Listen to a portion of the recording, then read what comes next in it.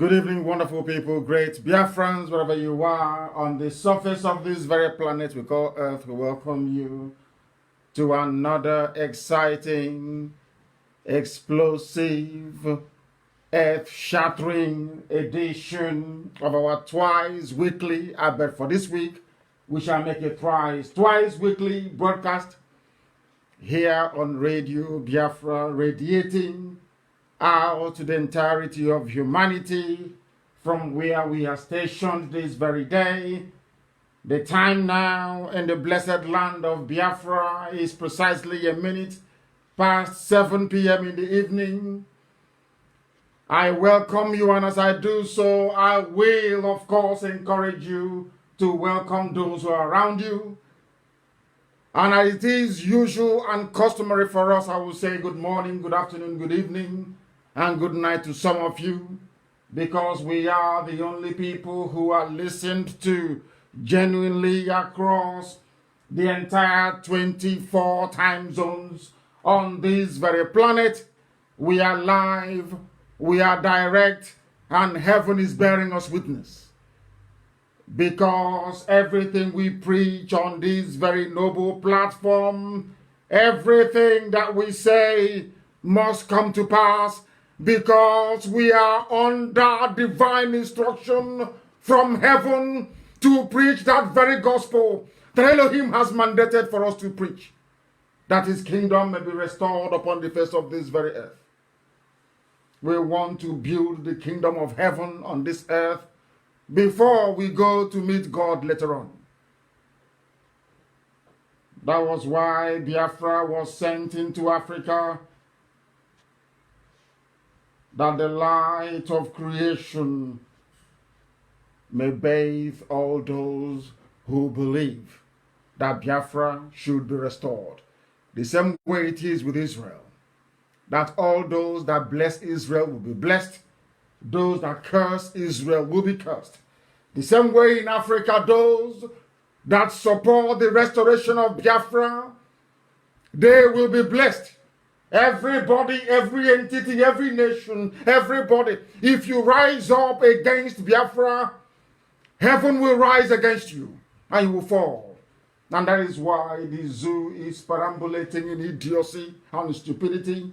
They have lost their way and they can no longer come out.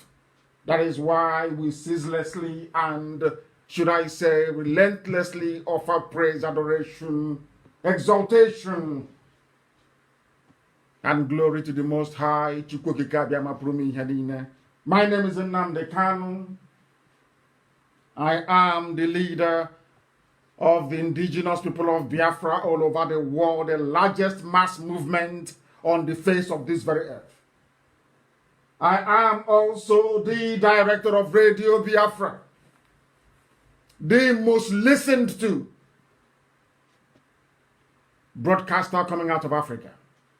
I am the director of Biafra Television, but above all and by the grace of the Most High, God Almighty, Elohim Adonai, El Shaddai, Chukwukika Biama Prumi Henine, a servant of the wonderful people of Biafra.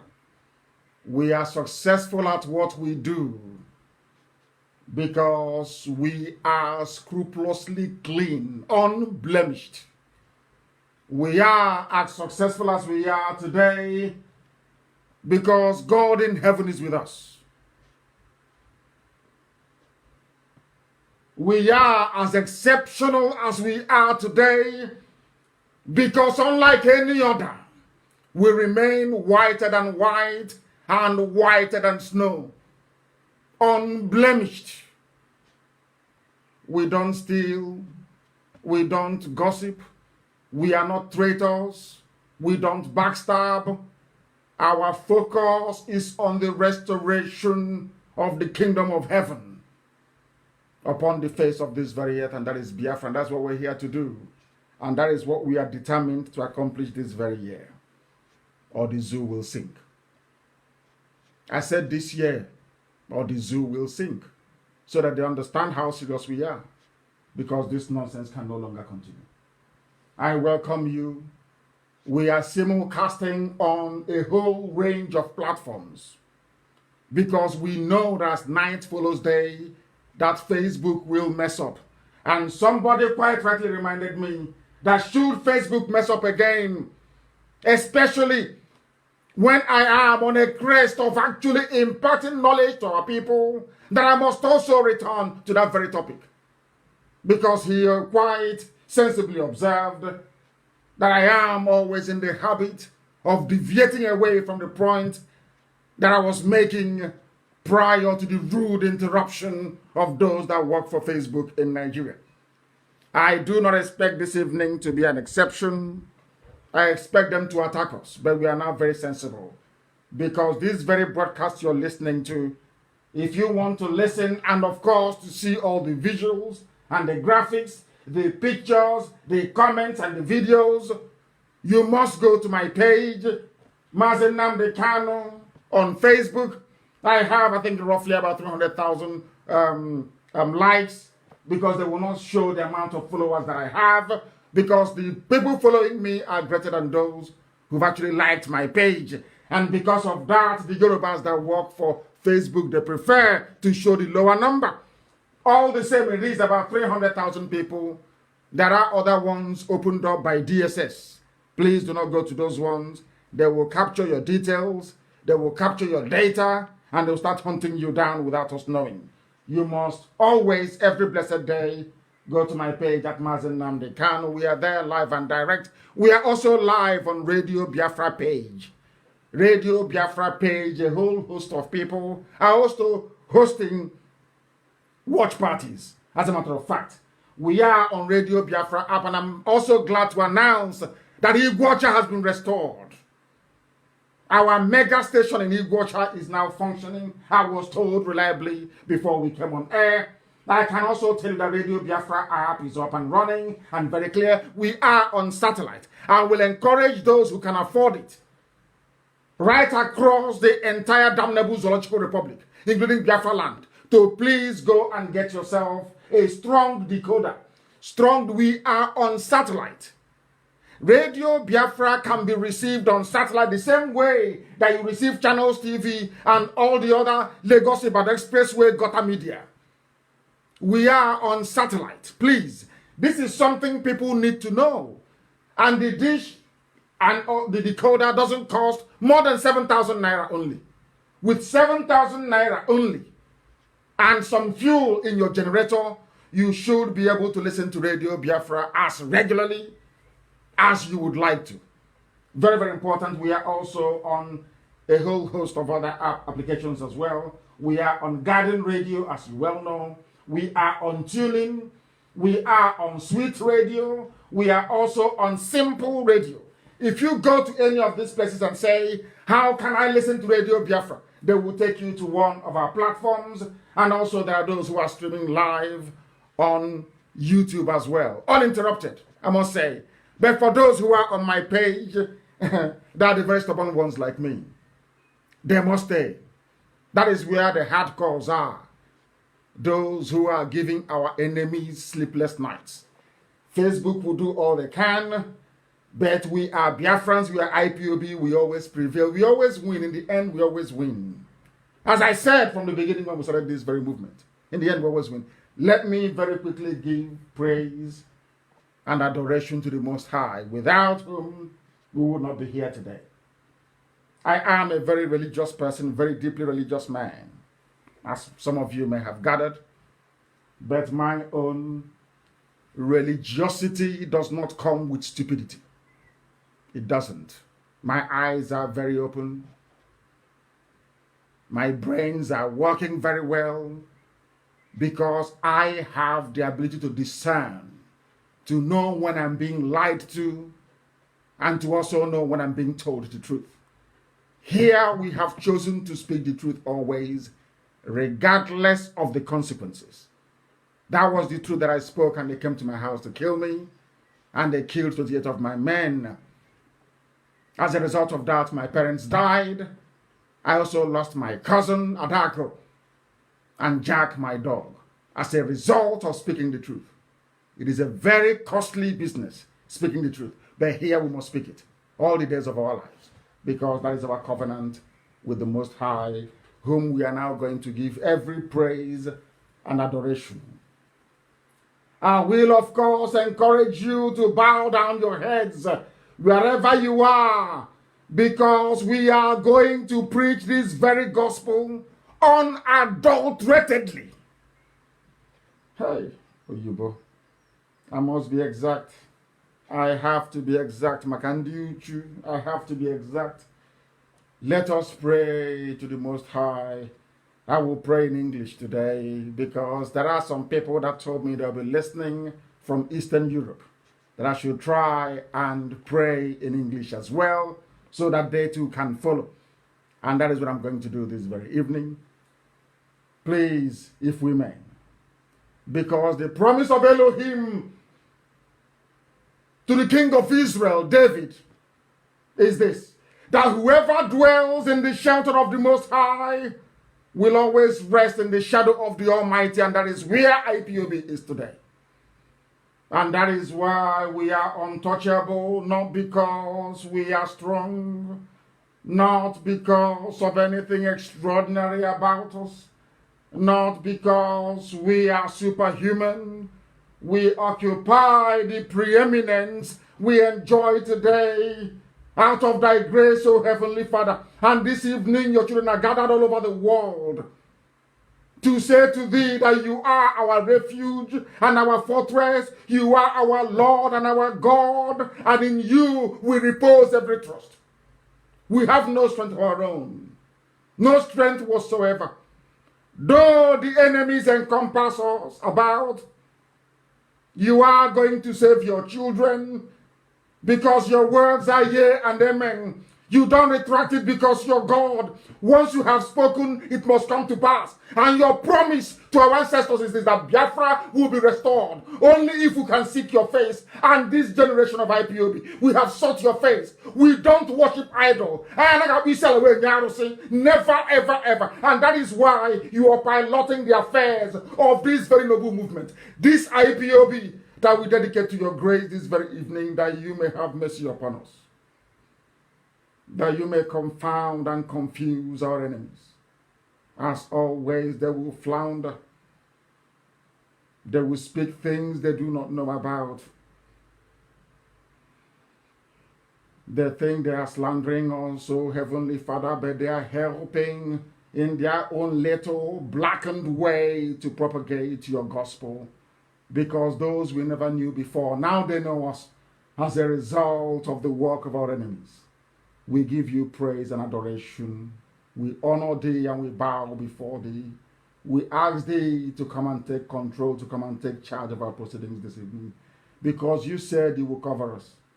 With your feathers, O Heavenly Father, and under your wings shall we take refuge. Today we proclaim that this very IPOB, this very unstoppable movement to restore your kingdom upon the face of the earth, as you promised the ancients, we do so singing your praise, O Heavenly Father. We do so enabled by your glory that encompasses about. We do so knowing that pestilence can never strike us down in darkness, nor shall any plague, including coronavirus, destroy your handiwork.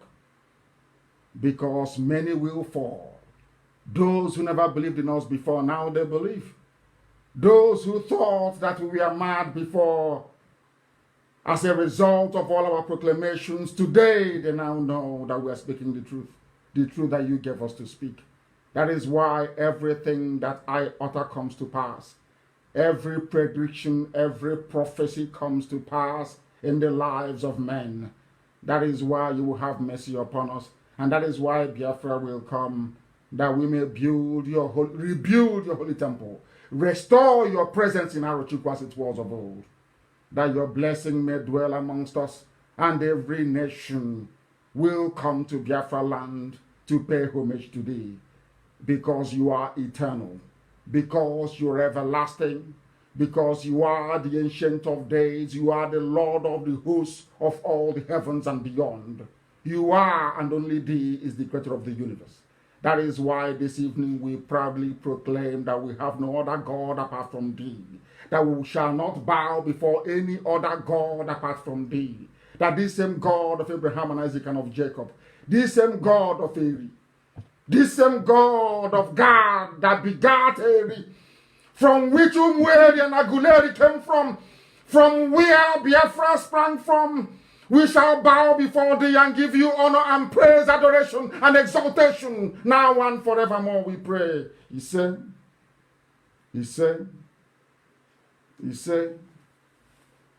for a while I was in the spirit, and this evening we must preach this very gospel. I promised you, somebody reminded me, because as I said, I go through every comment on my Facebook page and those on my Twitter. If you have not joined us on Twitter, I encourage you to do so. Try and register with Twitter and then follow me the same at Mazi Nnamdi Kanu on Twitter. I think I have about 153,000 followers on Twitter. Go and join us there for the speedy propagation of this divine gospel from heaven, that mankind may know that we mean business. And that is to restore Biafra, which is exactly what we are doing. Once again, I welcome you from the bottom of my heart. Sometimes we may disagree on some points, maybe around our direction, our dimension, perhaps sometimes bordering on our philosophy and our approach. And I also have noticed sometimes perhaps there are some slight, should I say, deviation from a point of convergence when it comes to issues that matter to our people, matters of spirituality.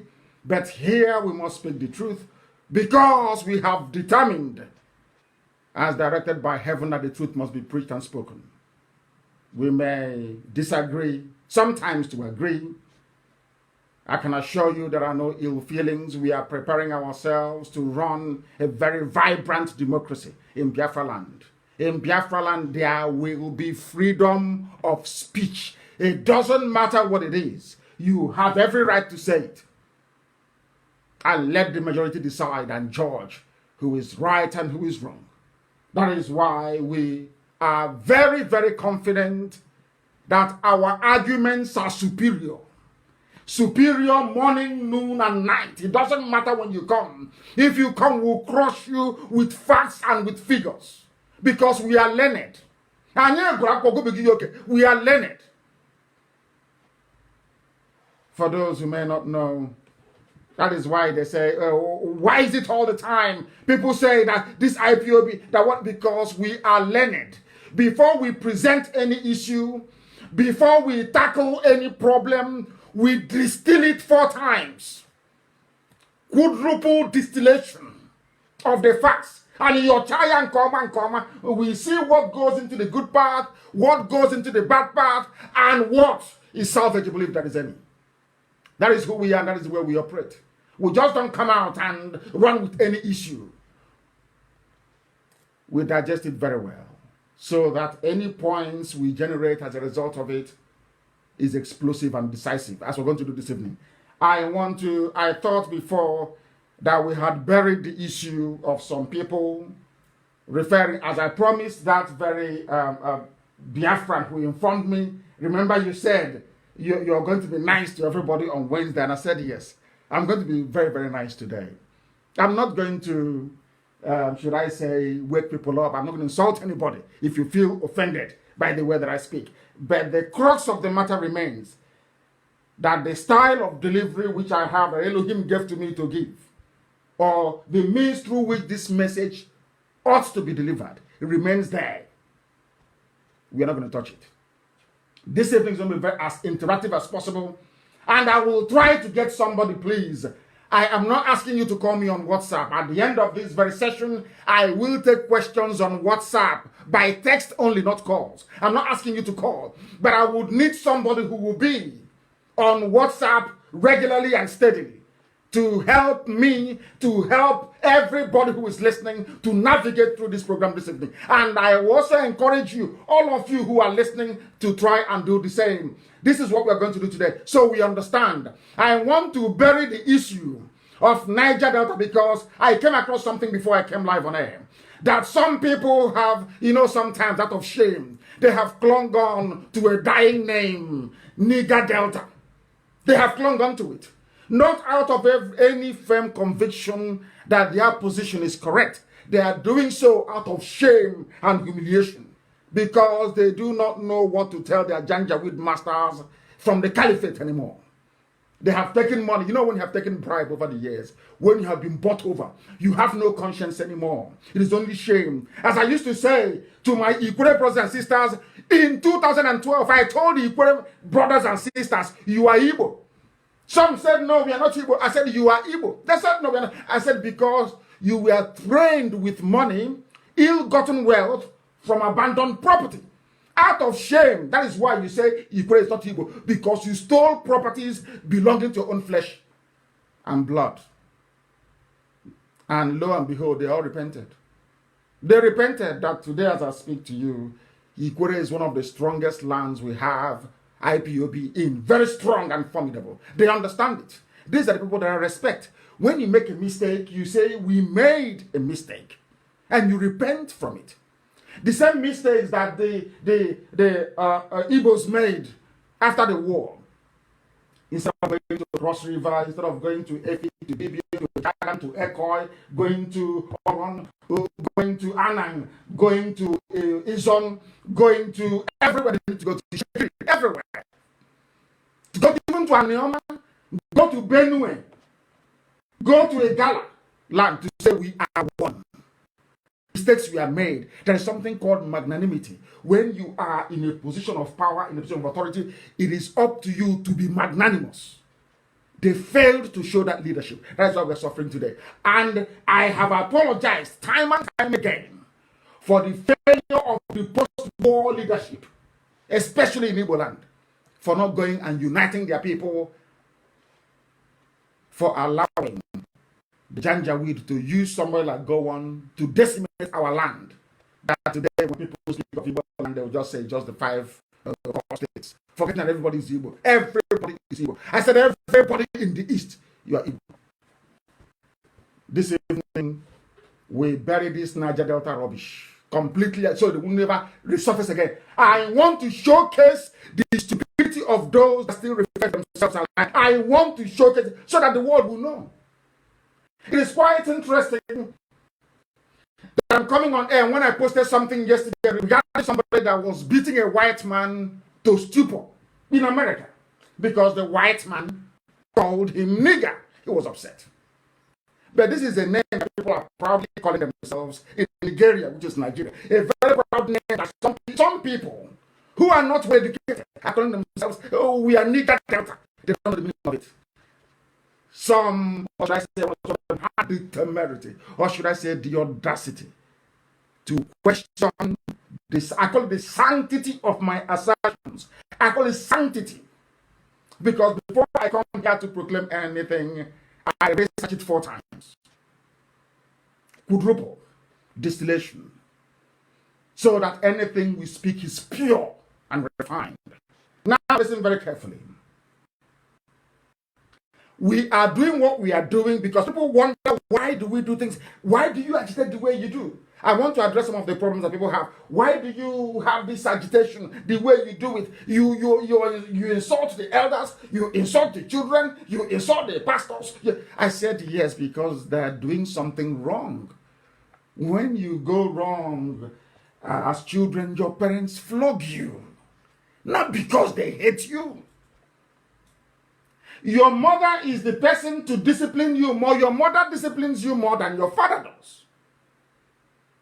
When it gets out of hand, she will say to you, oh, I will tell your father when your father gets back. And you know you're in serious trouble. Does it mean your mom hates you? All that time, as a little child, you're misbehaving and you're being punished or disciplined. Does it mean your mother hates you? It's because she loves you. Because I'm sure when you listen to this song from Chris Nicole, Mother, you start dancing to it. Do you remember all the punishment you received from your mom? No, because she was doing it for your own good. The same way it is with us here on Radio Biafra, on this platform. The same way it is with IPOB. Anything we tell you, no matter how painful it sounds, is because we want you to be a better person. Because if you're better, we're all better off. We are not looking for a Biafra. We are not 1% will be comfortable. No, we want everybody to be comfortable. And for us to achieve that, we all must reason at least above a particular threshold.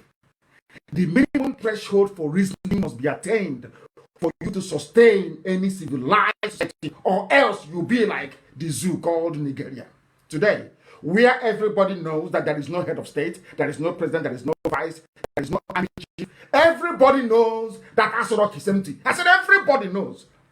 But out of fear and what I call parochial interest, they've all kept quiet. And people are dying, and people are suffering, yet they're all quiet. And now I'm struggling to understand how I can be nice to these people that have seen reason and have refused to acknowledge it. Now, do you understand where anger comes from? That we not anger born out of hatred, but anger born out of concern for the well-being of everybody.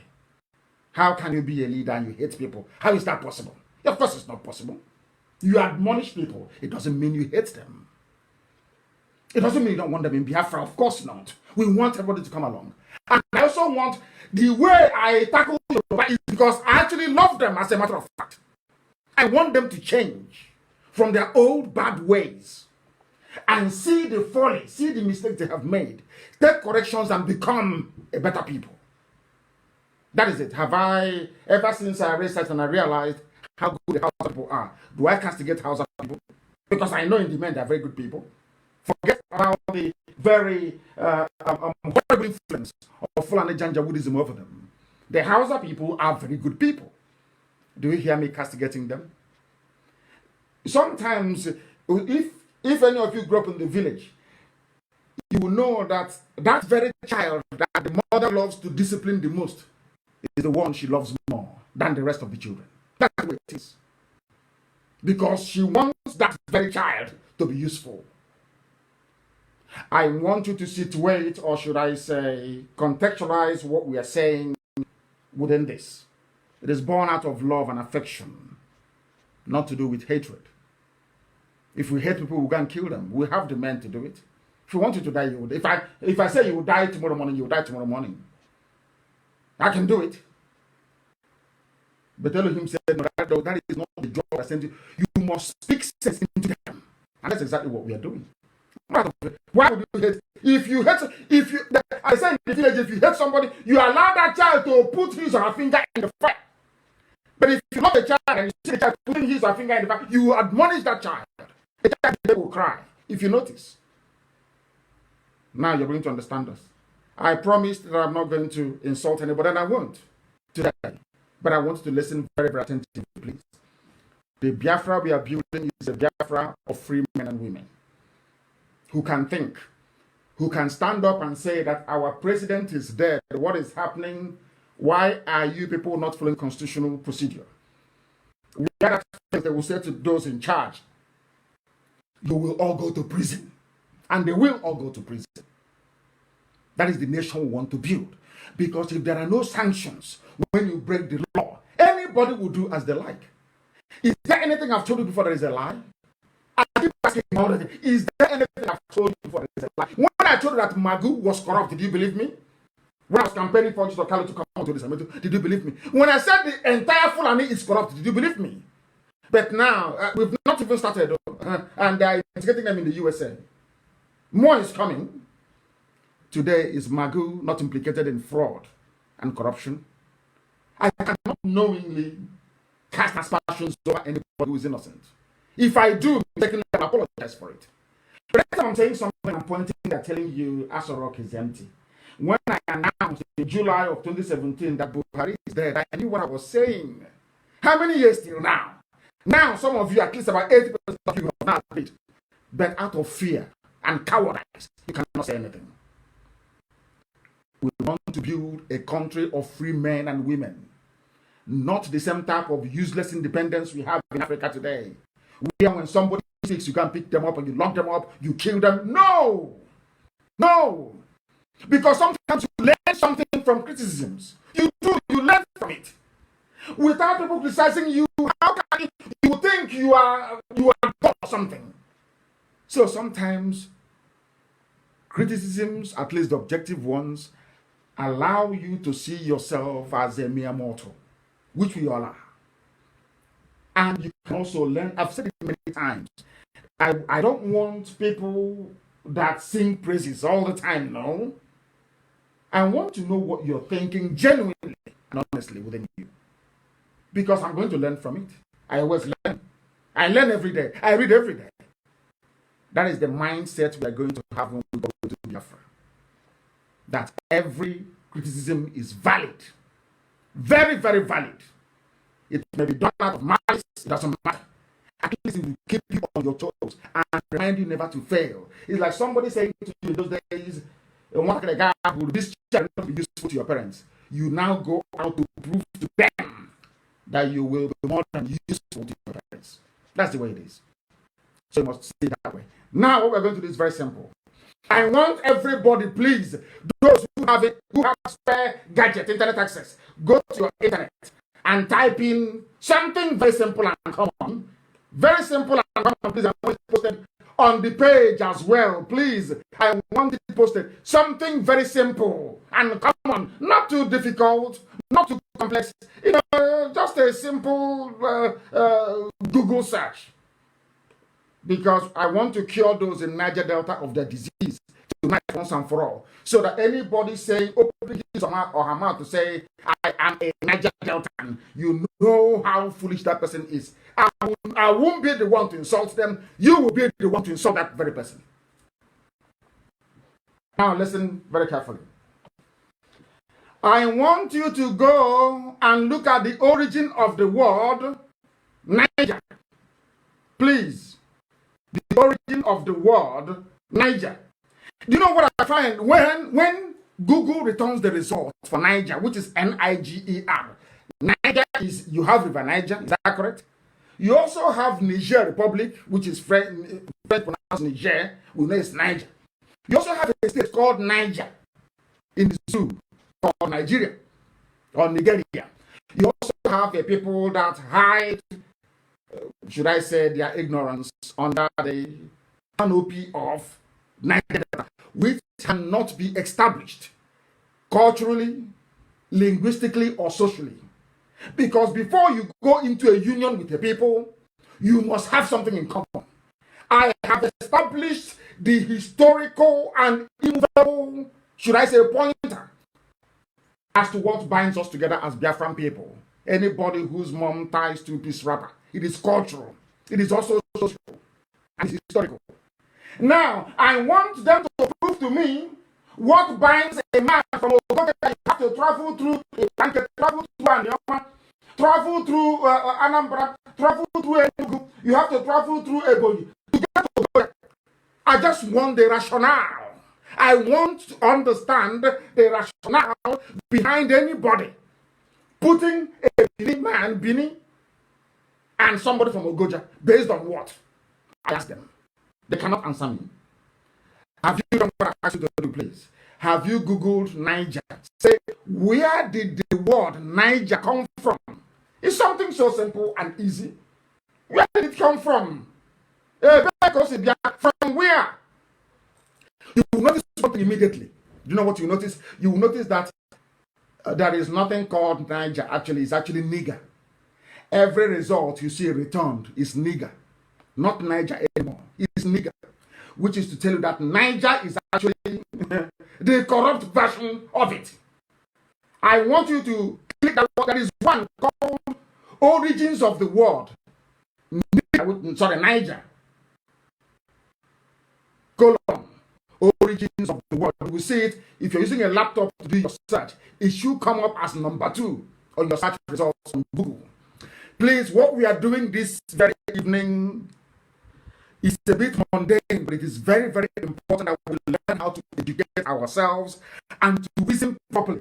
Because God Almighty said, if you people cannot reason very well, I cannot give you Biafra. That is why we have been spending years and years educating our people at least to be able to reason properly. If you go to that very note, you will see it. What is, let us look at it, forget about even the meaning of it, origin. Where did it come from?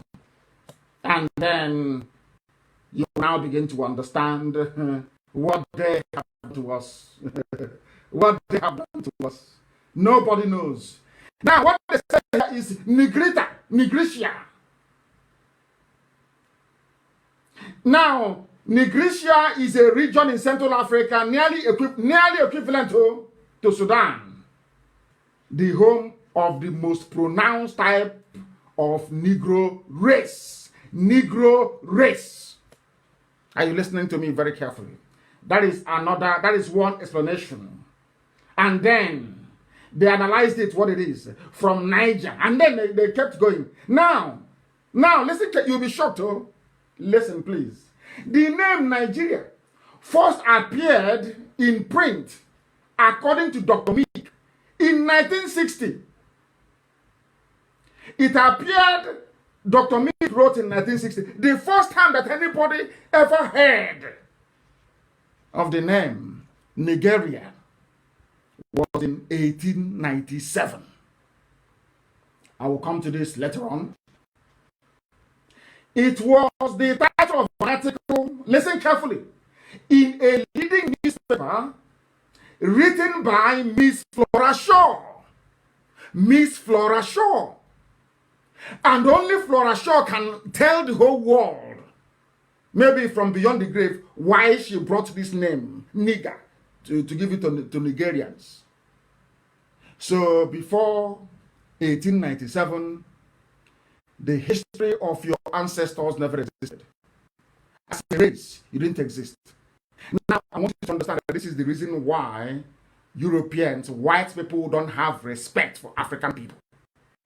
I want to point it out to you. Now, because if a little white child is going through his or her history book, and, yes, Daddy, I want to know about Nigeria. Where do Nigeria?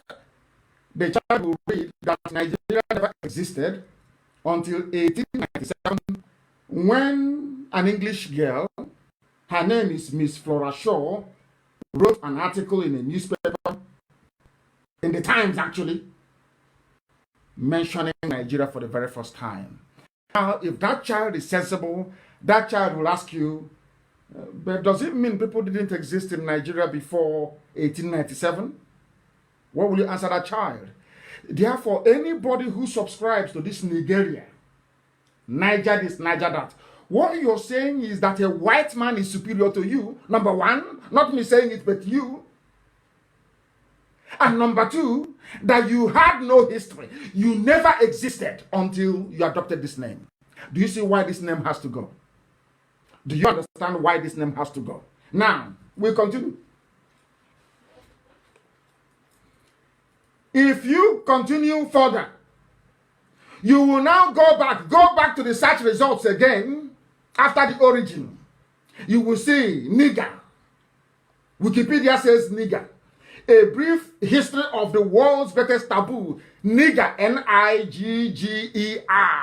No more Niger, everything is nigger. All the way through is nigger.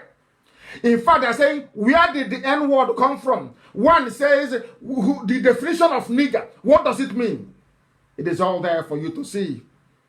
This is a name that some people decide to call themselves. If you call a black man nigger in the UK or Europe or in America, you go to prison.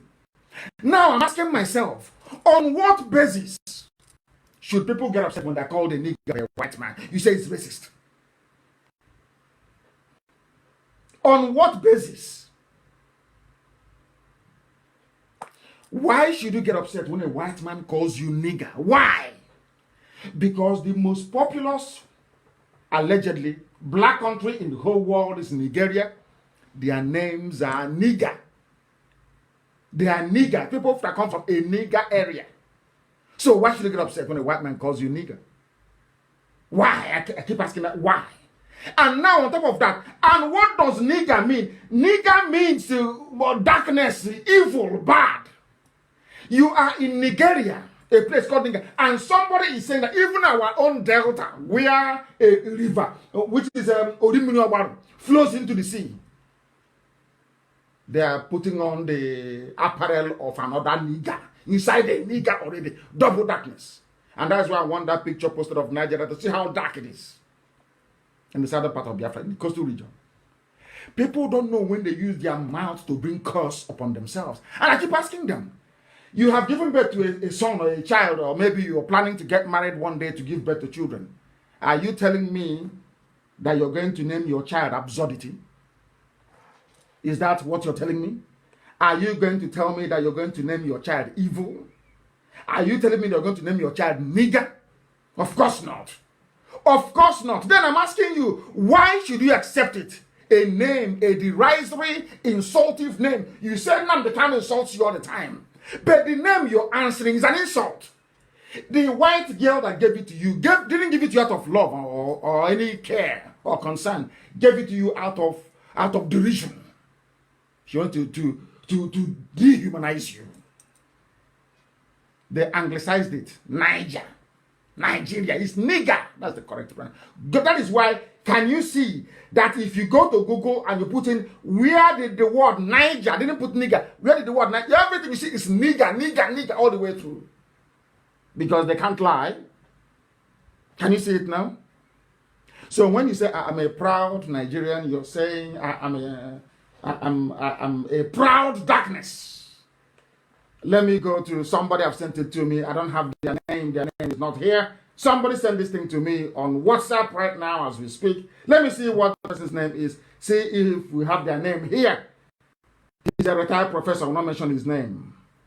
He is a retired professor of medicine and biomedical engineering at UNN. He sent this thing to me. I won't mention his name. But right now, he is a visiting professor to Futo. These are the people that listen to us. He sent me something now, which means he is following. And Prof, I thank you very much. He is following. He sent me the Wikipedia. He sent me the origins of the word. And also, he's asking for Niger. Don't forget. But they're sending him results on nigger. Everywhere is nigger. Now, do you understand it? Now, do you understand where you curse yourself? You brought shame upon yourself. And you want white people to feel sorry for you. Whereas the name you're answering is exactly how they're treating you. They treat you like a nigger. And you're upset. And you're crying. And you're saying Black Lives Matter. Whereas there is a place, in fact, even two countries. One is a nigger. The other one is nigger area. Does that make sense to you? I keep asking you, does it mean that somebody from has a relationship with somebody from Niamey in Niger Republic? But it's still nigger. And the funniest and most painful part is that there are black people willing to die to defend an insultive name given to them by a white girl. That is, when you think about it, you become shocked to the bone marrow. You're telling me that people are prepared to go to war, to kill themselves, to arrest you, to detain you without trial, over a name given to them in 1897, not even mentioned by a white girl. I don't know the name of the people, are just saying, they look black and they're nigger. Just nigger. Now you understand this? And let me tell you, read on Wikipedia to understand. When I say, so as a Nigerian, you are already insulting yourself. Not Nnamdikanu insulting you. You are insulting yourself. I want to bury this whole Niger Delta rubbish. You are in a nigger area. And you're naming a part of the land of God Almighty in heaven. Nigger. I think you must be, I'm not insulting anybody, but I think they must be mad. Honestly. In the land of the Most High, do you know you are occupying the center of the earth? 0 latitude and 0 longitude. The very epicenter of humanity. And do you also know that the continent of Africa, every other continent have moved? Only Africa remains in one place. Are you aware of that? I'm sure some of you may have heard of tectonic plates, about, volcanic, should I say, the happenings that goes on in the earth crust, expanding the continents. So you don't know that at the time that South America and Africa were together as one plate, and South America broke off. All of them have been drifting. That is why you have earthquakes and volcanic eruptions. Don't you know that? Because the earth is like a plate, it's like a glass. It's sitting on a molten magma. So it's always moving and shifting. But only Africa has remained in one place. It has never moved. In one place, it has never moved. And you, that you represent light itself, a little white girl, was sent by the Times newspaper of London, came to Africa. After traveling into, he decided to write about niggers, and they gave it to you as a name, and you adopted it. You're a nigger. That is the highest insult in the world. And you're telling me, somebody is now telling me that I'm insulting them. When you are a bundle of insult to yourself, you are any day you say, I'm a Nigerian, you are insult, you are a nigger. Niger, call it, slang it however you like. You are a nigger. And I'll tell you what it means. So that the enormity of your, should I say, ignorance, let me not say stupidity, can be driven home. Listen, according to Wikipedia. We asked them about Niger, so Wikipedia knows that there's nothing called Niger, it is nigger. Forget all the semantics, it's nigger. We asked, according to Professor, he's emeritus actually, he sent me this very link, and I want to read it for you, what Niger means. Let me call it Niger, or Nigeria, what it means. In the English language, this is according to Wikipedia, the word Niger, or nigger, is an ethnic slur. Ethnic slur, which means it is used as insinuation or allegations about members of a given ethnicity, or to refer to them in a derogatory, pejorative, or otherwise insulting manner. Hey! So you say to Nnamdi Kanu is insulting you, yes? You are insulting yourself, not me. Now listen again. What does the word nigger mean? It's an ethnic slur. It is a name used to refer to people in a derogatory manner, in an insultive manner, in a pejorative manner. So anytime you say, I'm a Nigerian, you're saying to the world, I'm a monkey, I'm a baboon, I'm a fool, I'm an idiot, I'm a darkness. But that is your name. No wonder they don't, when I speak, no wonder they don't want Nigeria to break up. No wonder. No wonder. And I kept thinking to myself, why is it that God in heaven keeps saying to me that Biafra is the light of Africa? I never knew until yesterday. That the reason why they always want you to maintain the name Nigeria is because you are darkness. Darkness is fighting light, which is Biafra. So the only thing a white man can do is to name the British, they saw the light of God in us. And how do you cover light? It's not darkness, you cover everywhere. Subdue it. And that's what they did. So instead of them to say, oh, you are the children of light, you're doing very well, they said, no, we will now give you a very good name. Darkness. And once you accepted that name, that your name is darkness, darkness came into our essence, our being, and our spirit. That is why we are poor today. That is why there is nothing you can do in Nigeria and it will progress. It doesn't matter how many times you change government. It doesn't matter if anybody you bring, the zoo will be the zoo. Never ever change. Why? Because of your name. I asked you before, will you name your child darkness? Will you name your child nigger? It's a simple question. If you cannot name your child nigger, why have you allowed a little white girl to call all of you nigger forever and ever? And you say you're proud of it. Now you understand, don't you? Now you understand, don't you?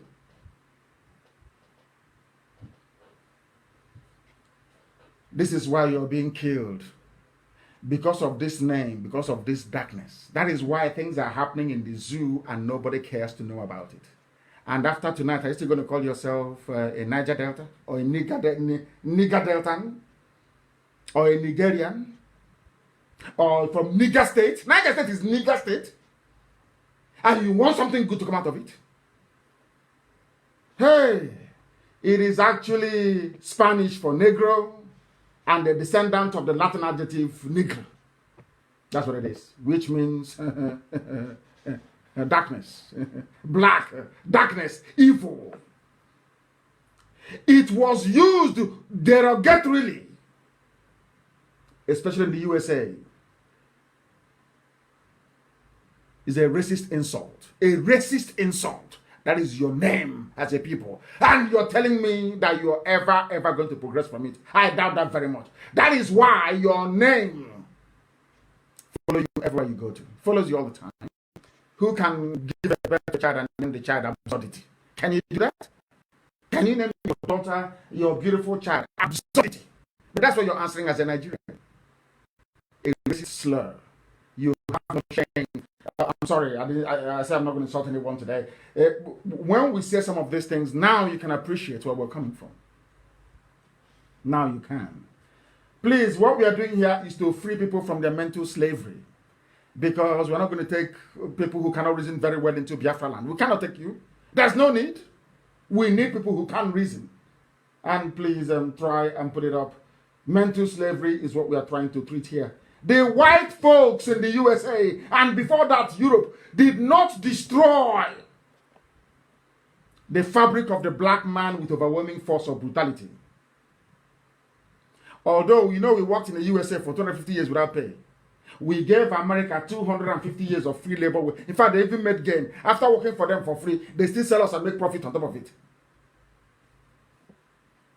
Do you know how the white man achieved the subjugation of a black man? Because they succeeded in diverting our attention away from a thought process that will lead us to intelligence.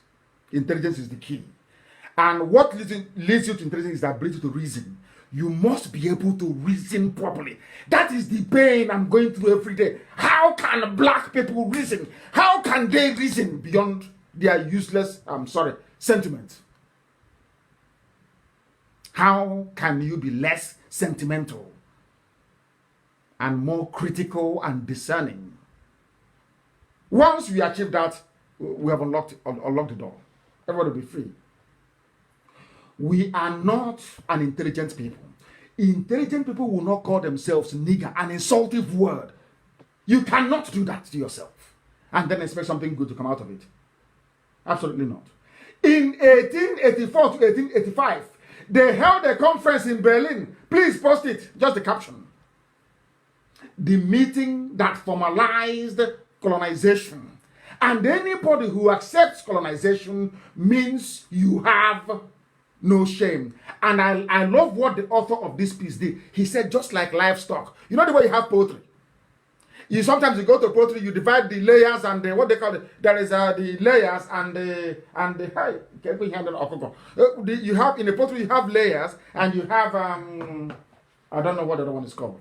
Please, I know you have the way that you go into your poultry farm and you separate the ones that lay egg and the one you're going to sell for meat. That's how it is. That's what this author said. Just like livestock, in 1884 to 1885, Africans were shared among men who believe that the color of your skin determines who is a slave or a master. Nigger, nigger, nigger, nigger, Nigerian, Nigeria, Nigeria, Nigger Delta, Niger Delta, Niger State, Niger State, Niger River. Do you understand? The author said, just like livestock, they just went into the poultry and said, hey, come, Otto from Bismarck, Germany, take 4 chickens here from, please. Who else? Come and take 4 goats. Come and take them. It's now yours. That was how Congo became the personal property of King Leopold, the most evil man in modern history. Now, do you understand it? That's how Britain received their own share of the poultry, which is Nigeria. And people are fighting every day and dying every day to preserve something that was created to dehumanize you. That is the brain of the African man I want to get into. If we can understand this, all of us are free. We must proceed. There is a question I've been asking myself over and over again. Why is it that a black man is prepared to kill for and be killed for something a white man created to enslave him? Can somebody answer that question, please? We must defend Nigeria. Nigeria is the one Nigeria. And I kept wondering, why is it that meeting after meeting, diplomatic meeting after diplomatic, I hear the same thing. But don't you think you can do something and leave Nigeria as one? I don't know. It was when they were trying to shield us away from the truth. That is why when you mention Biafra at the UN, they all get up and they run away. They know we represent the light. And the name Nigeria is darkness. They want darkness to cover Africa because Nigeria is the most populous nation in the whole world. The ones you hold Nigeria down with this idiocy, you have held every black man down. We cracked it. Now do you see why we agitated for Biafra? Not from a human standpoint. We go into the spirit and see things that mere mortals cannot see. Do you see why they beg you Nigeria should be one? One Nigeria. What can you do to keep Nigeria one? Why don't you answer Biafra inside Nigeria? Because there is need for that darkness to continue. Because your name is darkness. Your name is evil. Your name means you can never be enlightened. Your name abhors light. And as we have seen from our lectures on Sunday, even Quran says God is light. The Torah says God is light. The Christian New Testament says God is light. And somebody named you darkness. Is there anywhere in Spain they call Negroland? No. Now you understand, don't you? This is the game they're playing. And they say, oh, leave it as one Nigeria. Anybody that tells you, leave it as one Nigeria, you know that person, even in the spiritual realm, has been initiated to fight light. They are the children of Satan. That is why Obasanjo will always defend. Because Obasanjo is the agent. I know him very well. He thinks I know him well. He's the agent. They want one Nigeria because they represent darkness. Darkness. How can you tell me that you went to school and you want to name your child darkness? Nigger. A racist slur word. Something that is used to demean you. That is what you're answering with green, white, green flag. And the 200 million people under eternal damnation and subjugation without knowing it. And you claim you have universities. Ordinary Google don't get it. Ordinary Google, go and Google your name. And let the shame overcome you. Go and read the one from Wikipedia. Let your shame overwhelm you. How else do you want me to teach this? How else do you want me to teach this so you understand? So that the brain of a black man can open.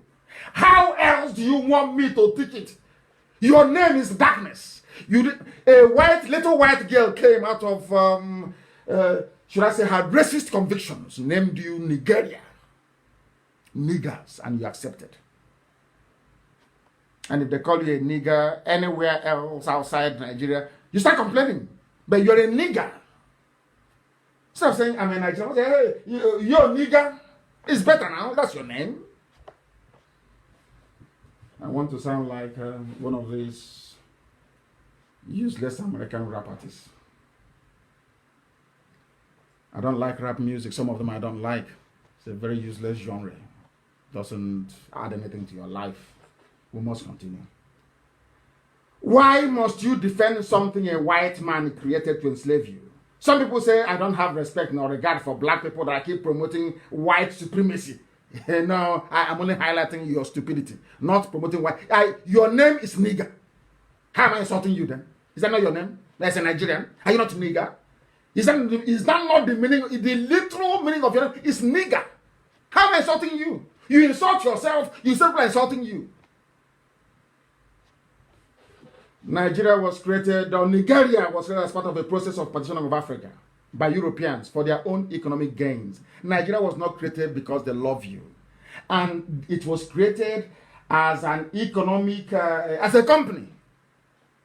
All of you that claim you want to maintain one Nigeria, you are maintaining a British company. Not a nation, not a country. You can lie to yourselves because of the oil and gas from Biafra land. You can lie as much as you want. Your name is nigger. You were created to serve the British, and you will serve them every blessed year of your life. All of you are slaves. It is here.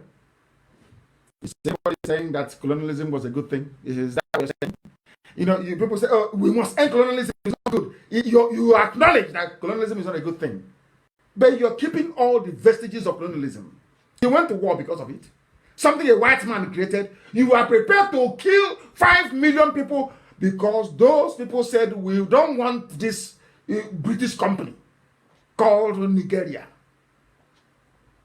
Fellow black Africans went to war, killed their fellow Africans in order to preserve something that a little white girl created. Is there any idiocy higher than that one? I don't know. Oh, they are these OG black people.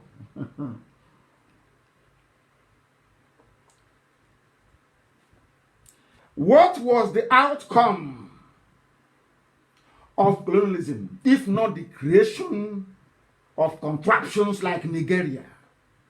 Now, if you say that colonialism is bad, and Nigeria, you acknowledge that Nigeria is a product of colonialism, it therefore means that Nigeria is a bad product. I don't know if you follow what I'm saying. If the colonialism that gave birth to Nigeria is bad, it therefore means that that very product is flawed.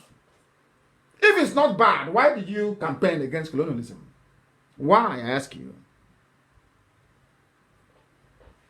Somebody said, of course, Ibanusu Onwubik, I'm not insulting anybody. I promise I'm not. I won't insult anybody today. I'm not. I just want to lecture. As heaven has directed me to. I want to lecture. I'm not insulting anyone, please. I'm not. It's simple common sense. Nigeria, the zoo, Nigeria is a product of a flawed, exploitative process. Therefore, Nigeria is bound to be exploitative and bad. Evil will always beget evil. That's what it is. Colonialism was bad. The product of colonialism are all these flag independent states in Africa, of which the most prominent is the zoo called Nigeria. Area. It means it is also bad. Some people have said, oh, you must focus on delivering the people from the zoo first before educating them. I totally disagree. I comprehensively disagree wholeheartedly. Because the mindset we use to enter into our new nation, Biafra, is going to be the sum total of what we are likely to become from there on in. Any region in the zoo, Nigeria, you see why I call it a zoo, Niger area. Any people in the Niger area that fails to reorientate their people will end up being another Nigeria. Only worse this time. If we go into Biafra with the mentality of Nigeria, we are finished. The time now is 4 minutes past 8 p.m. in the blessed land of Biafra. That's how you know we are live and direct. Any other time, it will be different. Then you know it is, recorded, broadcast, the one they do with whoever is wearing the mask in Asarok. Recorded broadcast. You have a president who is alive, but cannot do a live program. Only in the zoo, only in Nigeria. And anyway, I said I won't insult anyone. Let's proceed. That is why I said that the lectures we give you on Radio Biafra, they are priceless. You can't buy them anywhere. If I start to charge for it, I don't think anybody can afford to pay me what it's worth. So that we can enter into Biafra with a clear mind, a brain that can think and discern. We are preparing our reasoning faculties for Biafra. Africans, we are taught to fight colonialism, but not to adequately identify and resist neo-colonialism. Azikiwe, Awolowo, Ahmadu Bello, they may have fought, so they claim, but of course we know it was America after the Second World War that told Europe to get away from Africa. It's not what you did in Africa that stopped them. It was America saying, enough of this rubbish, get away from Africa, and they all ran away. As it happened with the Suez Canal and Eden. If you don't know, let me tell you. There was a time that Britain, after colonialism, ran back to Suez Canal to go and take it in Egypt. And the American president, I think it was Truman, is it Roosevelt or Truman? I can't remember. Either Roosevelt or Truman said to Eden, the British Prime Minister, to come on, get away from Suez Canal. One phone call, and the British withdrew and gave Gamal Abdel Nasser Suez Canal. And Egypt has it till today. Remember Suez Canal? Do you know the Suez Canal? S-U-E-Z. S-U-E-Z. The Suez Canal that cuts down the journey. Because before, every ship from Europe traveling to India or traveling to the Gulf of Aden will have to pass through the Cape of Good Hope, go around Africa, and then go up again through the Indian Ocean into the Arabian Gulf. But the Suez Canal made it possible. They control it, they open it, and the ships can pass, and they charge for it. Britain wanted to go back and take it in the early 60s. Britain stormed it with paratroopers to take over Suez Canal from the then Egyptian leader Gamal Abdel Nasser, who was assassinated by the Israelis. He took it. Do you know why he took it? One phone call from the US president to Prime Minister Eden told him to get away, that the era of colonialism is gone. Get away from Africa. Britain came back in disgrace. Go and ask or consult your history books. They know, we know anyway. We must proceed. And today, the reason why I want to play this very clip is to let the whole world know that everything I tell you is correct. You have all seen it. It went viral. You know about the soldier that he went and did a video. Whistleblowing is called, to expose what is happening in the army. I told you that Burata is nowhere to be found. You know, when I said this, he's a madman, don't trust him. Hey, look at what he said. Do you know that there was somebody who said that the reason why I'm against the pastors is because, corrupt pastors I must add, is because I wanted them to believe in my conspiracy theory that Aso is empty. This is somebody who went to school. Now, you didn't believe me before. But this is somebody who is fighting for the zoo. As a soldier, of course, misguided, a black man. He's fighting for the zoo. Let us hear what he has to say about your beloved one, Nigeria. Anything I tell you, anybody who doubts anything I say, you know that person is an agent of Lucifer. I cannot mislead our people. The God that sent me to preach this gospel won't even allow me to. That is what everything I tell you is correct. This is another justification, should I say, vindication of what I've been telling you about this. This is an army that wants to fight us. I know it's Britain that will fight for them, not them. Fulani on the earth cannot win any war. They always depend on other. Now that Chad said they won't help them again, Cameroon said they are not helping you again, and Niger Republic. Have you seen that Nigerian army is all over the place? They cannot win a war. But if you see them, if you hear them making noise, you wonder.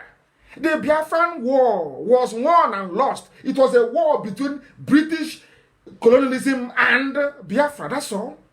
Nothing to do with Zuami or Basanjo rubbish. Nonsense. On top of that, they blockaded us air, land, and sea. No weaponry, no food, no nothing. We held out against Russia, Egypt, Britain for 3 years. This army cannot fight, and before heaven and Nigerian army, they are useless. They cannot fight. They can never fight. Let them not provoke us. Of course, this is 2020 now. We don't have fight. Let us hear him, what he has to say. Listen. Listen, oh. I'm reading this is because listen of the commander I'm under, which is the Chief of Army Staff.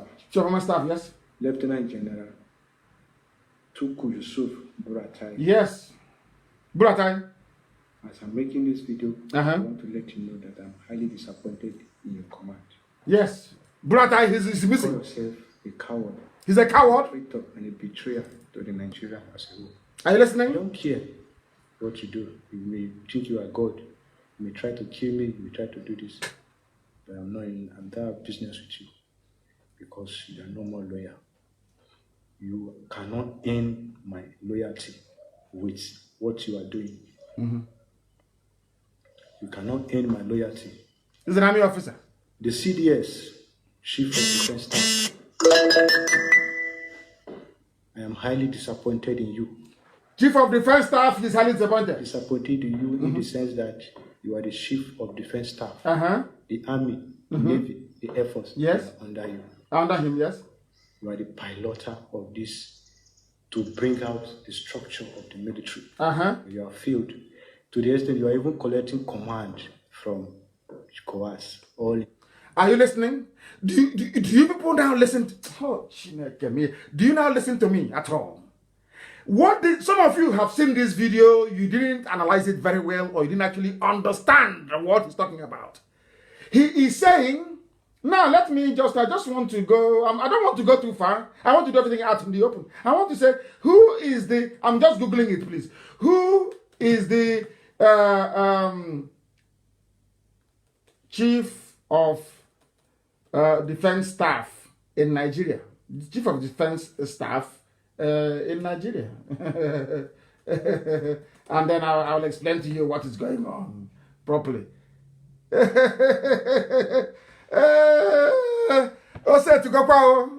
He's a Yoruba man. And now his name is General Abayomi Gabriel Olonisakin, Yoruba man, taking orders from a Fulani man that should be taking orders from him. He is the chief of the. So I said, you know, some people, they go through they see this video, some of these things, they don't read. People don't read meaning into it. Listen, they don't read meaning into it. After this video, let's go back a little bit. Loyalty. Listen. I know after this video, you may come. No. I want to go back a little bit. The military. It says that you are the Chief of Defense Staff. Chief of Defense Staff. The Army, the Navy, the Air Force, they are on. Olanisakin is Chief of Defense Staff. So he's in charge of Army, in charge of Navy, in charge of Air Force. That is the meaning of Chief of Defense Staff. All the other service chiefs report to him. Now listen. This is when I said this, they say you hate Yoruba. I don't hate Yoruba, but Yoruba, your cowardice is what is affecting my soul. It's affecting my brain. Yoruba, you do this time and time and time again. You are higher than somebody who is a Janjaweed. Why must you? If I say this, they say it's propaganda. Nnamdikanu with his propaganda. This is from an army officer. They've arrested him today. He's an army officer. He is saying it. What this man is telling you is that the Yoruba officers serving in the army, that they are cowards. That's what he's telling you. That's what he's telling you. That's what he's saying. Not me. If not, why would somebody who is the chief of defense, entire defense structure, General Abayomi Gabriel Olonisakin, why would you report to Buratai, who should be reporting to you? Hey! Do you see why we need these lectures? Do you see why it is important? Because in Biafra land, it will never be like this. You must obey the chain. You see what Fulanis have done to people. Everything is upside down. The constitution upside down. The legal system upside down. Everything is upside down. Including the reporting, the chain of command in the army. Or should I say the defense sector. That should be sacrosanct. Because that is why they don't want to put a Biafran there. They know the Biafran will say no, report to me. They put a Yoruba man. Oh yes, member. And when I say it, the Yorubas will get upset. Don't be upset. I'm telling you, you people need to change. That is what he's saying. Let's listen to him again, please. This is soldier. Listen. You are the piloter of this to bring out the structure of the military. You have failed. To the extent you are even collecting command from COAS. Do you know who's COAS? Chief of Army Staff. This young man is saying that Abayomi Gabriel Olanisakin, you have failed.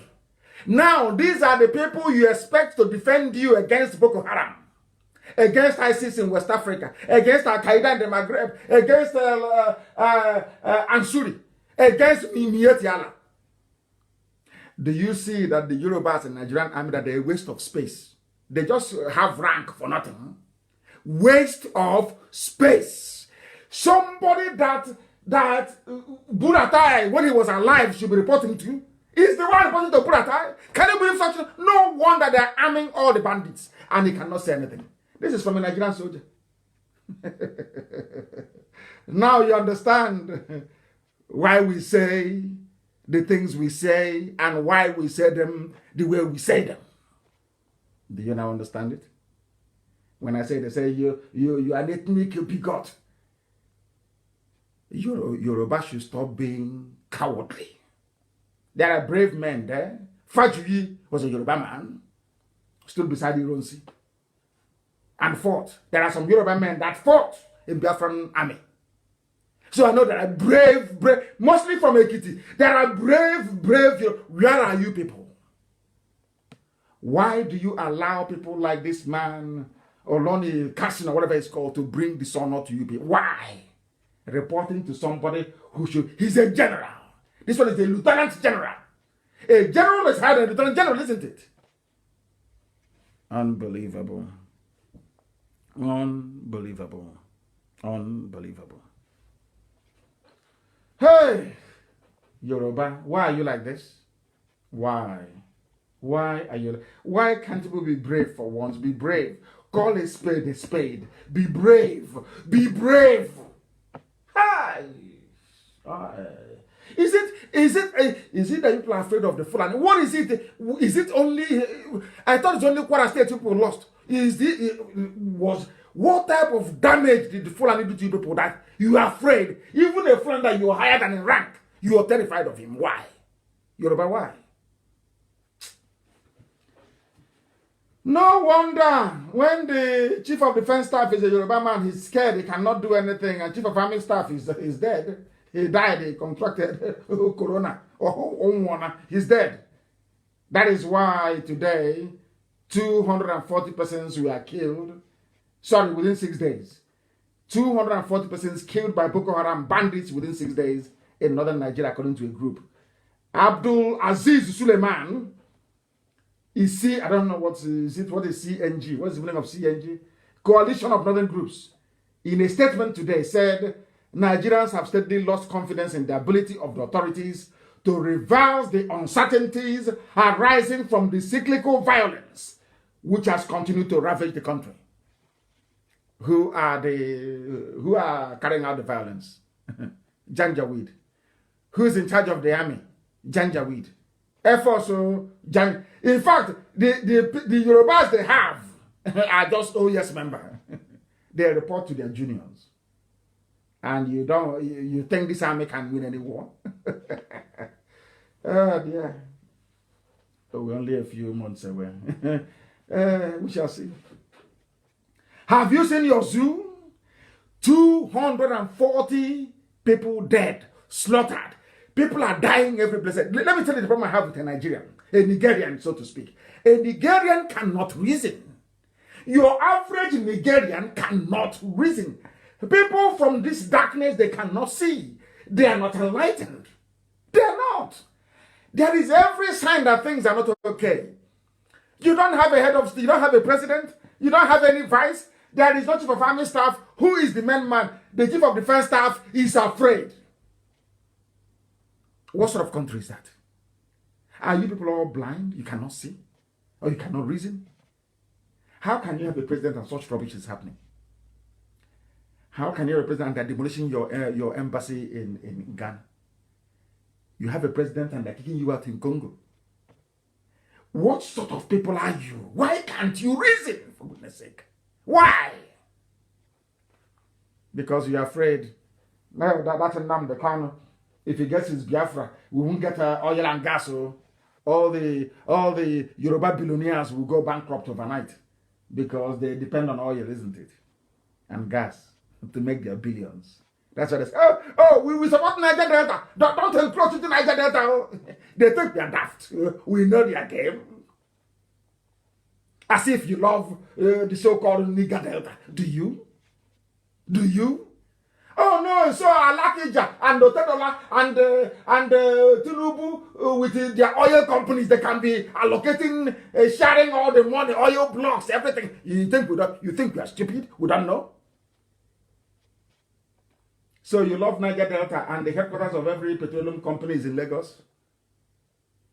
Every personnel that they bring in, even at the so-called Petroleum Institute, is only Other people who are there, no Biafrans are there. Yeah, you love Nigeria.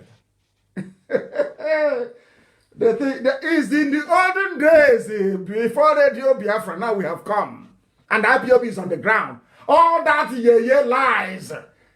You know, I can see that now mobilizing their agents, the Sabo in our midst, to be talking. Oh, what are we doing? You're there. And Nnamdikanu and IPOB everywhere. It's Nnamdikanu and IPOB. What are you doing? You see the Sabo will come out and make one video. That's how you know them. They talk rubbish and they disappear. They talk nonsense and they disappear. My happiness is that their audience are no longer existent. They have disappeared. Now our people are wiser. Now we know the truth. They think we are foolish. Let us now look at another thing which you have escaped. Some people tell I forgot about Asorok. No, I'm going into it tonight. Asorok, yes, we are going there now. We are going there because there is nobody there. This woman has called out Aisha many times. Where are Nigerian men? She did the video, lied. That was the day that, believe you me, before God, that was the day I thought to myself that I know, and I prayed to God and I said, God, black people, where did you get them from? I was asking God, are you sure you didn't create us by mistake?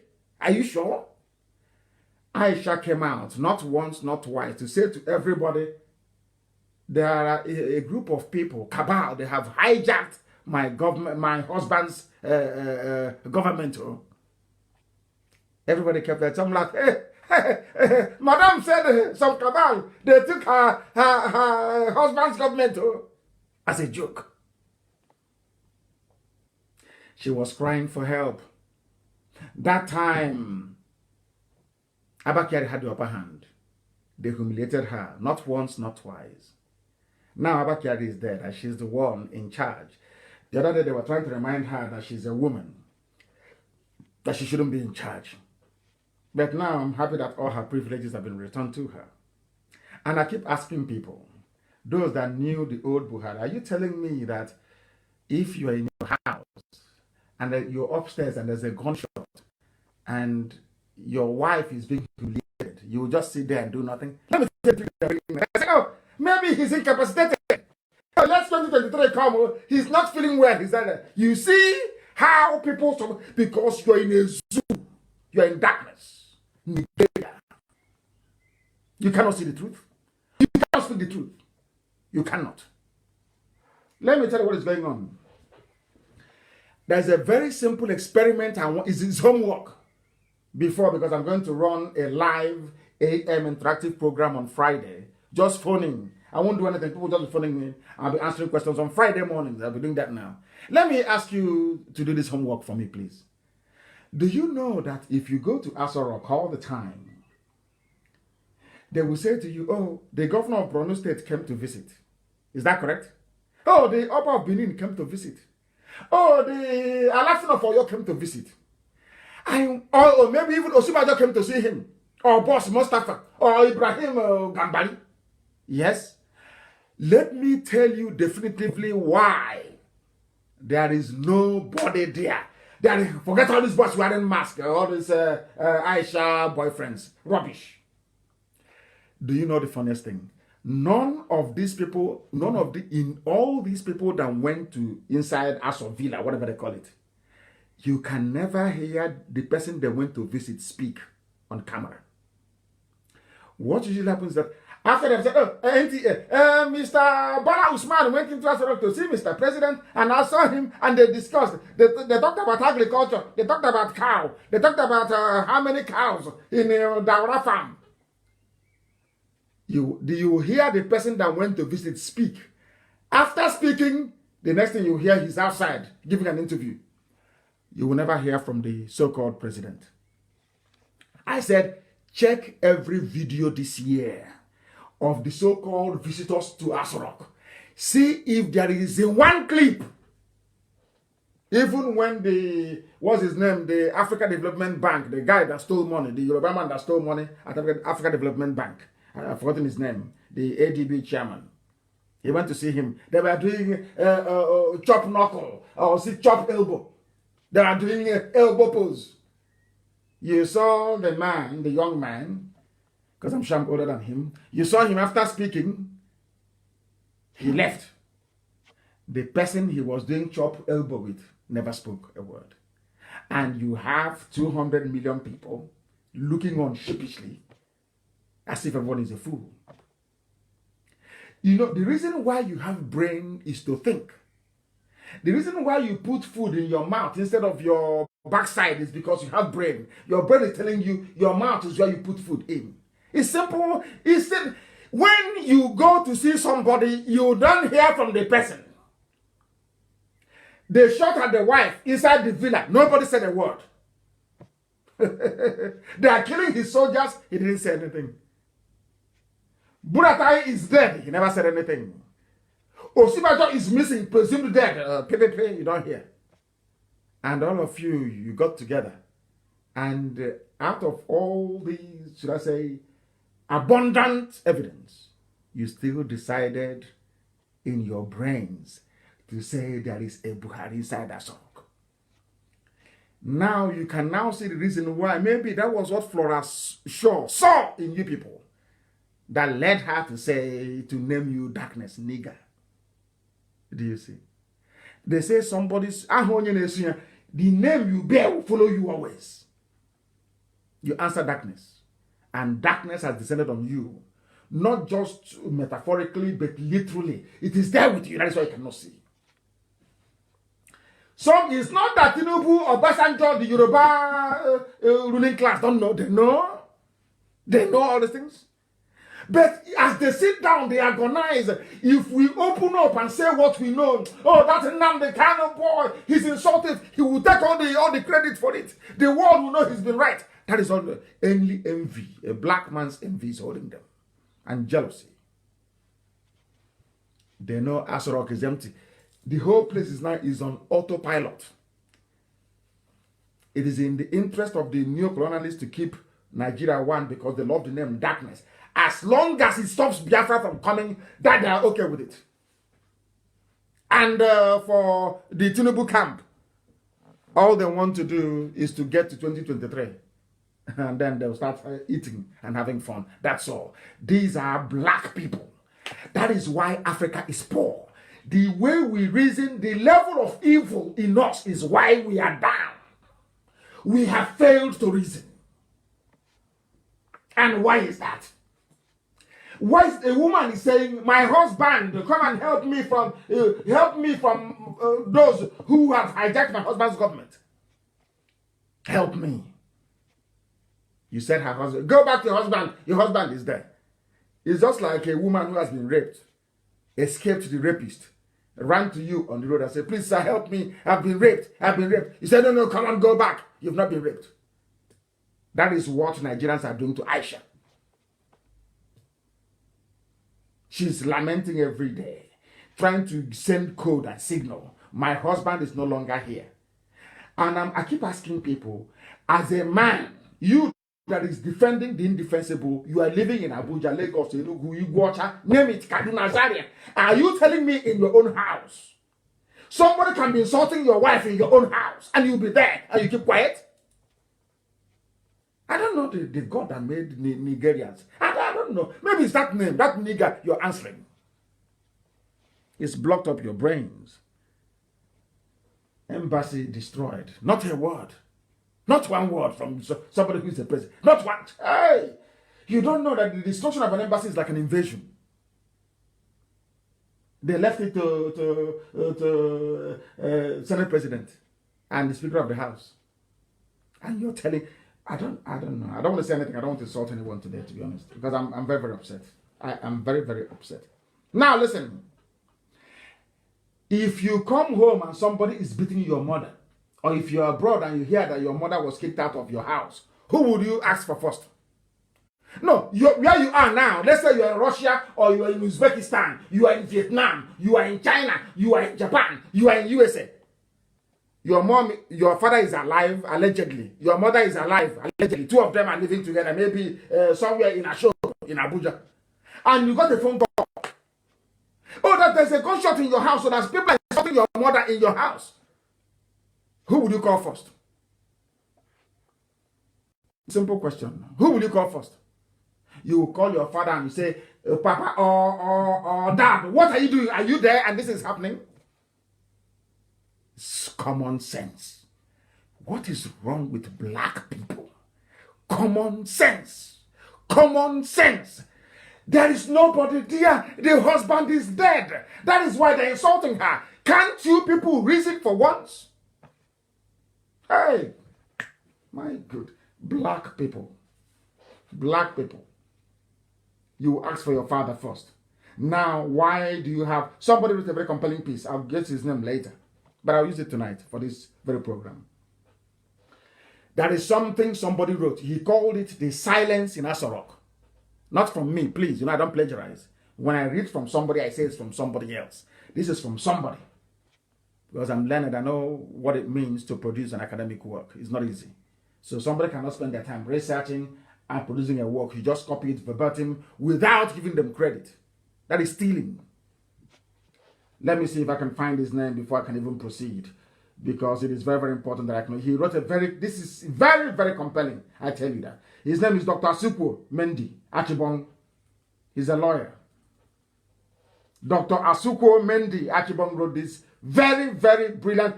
He wrote it in such a way that people can... You know, because black people don't reason very well. We know that is the truth. We don't reason very well. So he had to try and break this down so that anybody reading it will be able to, maybe at the end of it, put one and one together and get two.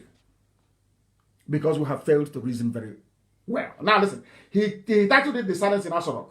Something is not right, he said. People are no longer afraid of President Buhari, who was a dictator. His wife is not afraid or respectful of him anymore, which is these are my own words now, un-Islamic. You cannot... It is un-Islamic for a wife not to respect the husband, even if she is being abused or battered. That is something you must know. That is something you must know. Oh, unbelievable. Now listen. People are no longer afraid of the president. Anybody can do anything and say anything and get away with it. She is fighting her own staff. Fighting the staff of the people they claim is her husband, and they're fighting back.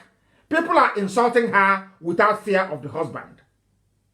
A young boy insulting the first lady. A first lady that allegedly the husband is alive. Are you people kidding me? Yet, he wrote, yet, silence. Nobody's saying anything. But he forgot to say that IPOB is saying something. You know how the zoo works. They don't like giving us credit. But we're okay with it. Strange to have, listen, he said, strange to have gunshots in the seat of federal governance. Presidency is not a location for shooting target practice. A trained officer of the law discharges weapons in trying to impose the will of Aisha Buhari on another man who simply disregarded her.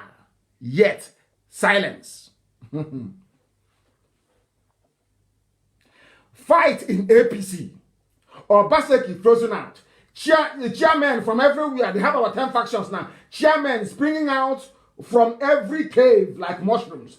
Oshomole beaten like small boy. Removed. Katakata everywhere.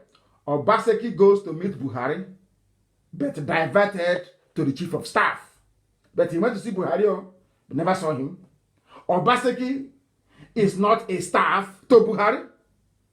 Obaseki leaves PDP. Sorry, he leaves APC to join PDP. But of course, two of them are the same thing because you can change and you can chop and change as you like. Yet there is silence. There is fight in APC. More killings by Boko Haram. Katsina State, the home of the so-called Buhari, who is alive. Remember how foolish we are. If Buhari is to be alive, why is Katsina State on fire? Protests erupting everywhere. Killings of military officers and policemen by Boko Haram. Bandits taking over the north. Kidnapping and killing people. Yet silence. You have service chiefs who are staying. They have stayed way beyond their tenure. Despite being ineffective, they are still in office because nobody to sack them. There is no head of state. They all know the trick. If you call them, they'll tell you, don't allow me to talk. Oh, they say, okay, carry on, carry on, carry on. That's what they're doing.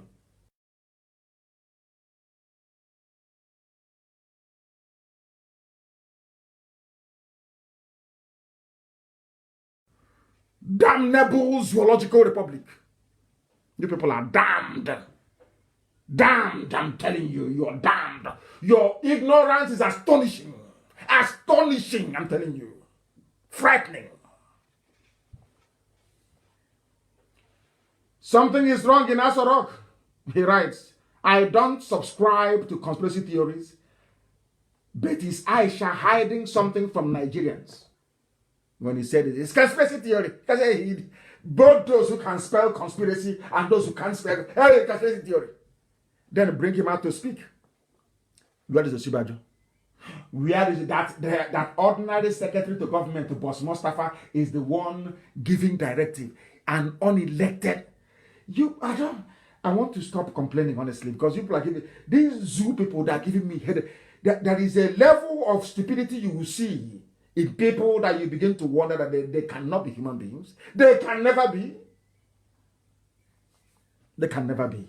Honestly speaking, they can never be. Something is wrong in Asorok. Something is off. I know for a fact that no man on earth can insult a Nigerian man's wife and live to boast about it, talk less of being employed by him who born you. But it happened in Asorok. Asorok is empty. You know, they're afraid of IPOB and Nnamdikanu, that's all. They're afraid. If you announce it now that the man is dead, Nnamdikanu will use it to destroy what is left of the zoo. You know, we don't want it. Let's keep hiding. Please, Tinubu, help us. Let's Punch newspaper, Tribune, Nation newspaper, Channels Television, every Yoruba newspaper. Please help us. So we are going to give it to Jagaban. Help us to cover this fraud. Yoruba as a nation is covering up fraud in broad daylight. Fraud in broad daylight. An ordinary, this writer is asking you, Dr. Siko is asking you, or ordinary man, let's say you, even if you traveled abroad and so you hear on the phone, somebody came to your house insulting your wife, your employee, somebody you employed is insulting your wife. What are you going to do? Huh? What are you going to do? They can only burn our market. That's what they can do. Even in Cotonou, they're burning our market in Cotonou. I'll get to that later. The man is saying everywhere that is silence everywhere. He said, my hope for Nigeria is beginning to sag. For Nigeria, Niger area is beginning to sag. We must not let Nigeria fail. A typical black educated man. You know that like an accountant that after doing all the calculations, they mess up the total. Very typical. He's a doctor. Dr. Asupo Mendy, he's a lawyer. He says, we must not let what a white man built to fail. That sums up the brain of a black man. You know, when communism ended, they tore down every statue, every roadblock, everything. But it's only in Africa that a white man preserved all the, should I say, all the vestiges of colonialism. Only blacks can do that. No other race can. He's a lawyer, PhD perhaps. After writing this brilliant piece, he said, in a country where Miyetti Allah is a stakeholder in the government, but the fourth largest and most deadliest terrorist group in the world, he is saying, we must not let Nigeria fail. Do you know why? Because he lives in Abuja. That is how blacks reason. Oh dear. But the zoo is gone. I'm telling you the truth. Now in Nigeria, they know it has collapsed. They know it very well. They are just waiting for me to make a move. That's all. The zoo is gone. And we are going to make one soon. That's all they are waiting for. Let Nnamdikanu make that move. That will collapse the zoo. Oh dear. Zoo is finished. It's finished. That is, how are you going? I said to them, You can walk up to any Nigerian ambassador now, to any Nigerian embassy, you can set it on fire. Nothing will happen to you. Because Nigeria doesn't exist anymore. Do you know why they're hiding? Do you know why you can now? Do you know why you can go? All of you that are holding your passport, they don't want to give you can go to the nearest Nigerian embassy and beat up their staff now, and you go free. Do you know why? Because once you're taken to court, you will name the Nigerian president as a witness. And he will not come. Nobody will represent him. Why do you think they bulldoze down the embassy? They know there's no president. So people keep deceiving themselves every day. They keep deceiving themselves. They know there is nobody there. They know Buhari is dead. Brother Saudi Arabia, Abakari took over and died. And any Fulani man, any not just Fulani, anybody from the Sharia states, once they name you the substantive president, you will die. That's why Osibanjo ran away. I don't know if they found him in Banana Island and killed him. I don't know. Have you heard from him? Maybe tomorrow you see punch this way. Osibanjo commissions trader money. Did you see with your 2 eyes? Who has seen Buhari with his 2 eyes? A president that cannot give live interview. A president who cannot appear live on TV. A president whose wife is being... Nobody's wife, not even in your home, will you allow people to insult your wife like that. But in the zoo, everything is okay. Do you see why I call Nigeria a zoo? It's not an insult. I'm even elevating you. You are Nigerians, nigger, black. An insultive word, a pejorative word. That is your name, and you answer it with pride. Even those with PhD, Nigerians, all of you. Niggers everywhere. I know people are listening all over the world, even those in America, they'll be cringing. Oh, but daddy, he's calling us nigger. Tell your child your name is nigger. You're from Nigeria. Tell your child in America, in Europe, sorry darling, our name is actually nigger, you know. And if I'm that white man that was beaten up by a black man in Minnesota for calling him a nigger, I will sue him. I will sue the black man. We'll go to court and he'll pay me damages. I will simply argue that how can he say, I saw him and he looks like a Nigerian to me, Your Honor. And the Nigerian is nigger. I called him nigger. To recognize him as a Nigerian, I called him a nigger. That's their name. The case will be dismissed and he'll be awarded compensation. Right now, today, because of Nigeria and Niger Republic, anybody can call any black man nigger. And if I see a black man, if I see them, I'll call them nigger. Let them touch me. I'll take them to court. And then the court, I will tell you. Are you now telling me that to answer the name of my country is bad? The name of my country is nigger. And that's what I'm answering. And I saw him, he looked like a Nigerian, and I called him nigger. After the answer Niger, what's Niger? Niger is nigger. You call yourself Niger. It's nigger. You have Niger FM, Niger FM, which is nigger FM. In the zoo. They are playing with us. You don't know how intelligent we are. They say they boast so much. They're arrogant. Why won't I boast? I'm learned. Why won't I boast? Why shouldn't I be boastful? I went to school. I studied and I read. And on top of that, God gave me common sense, which most of you lack, unfortunately. I'm not insulting anyone, please, because if I say the way it is on my mind, we won't live here today.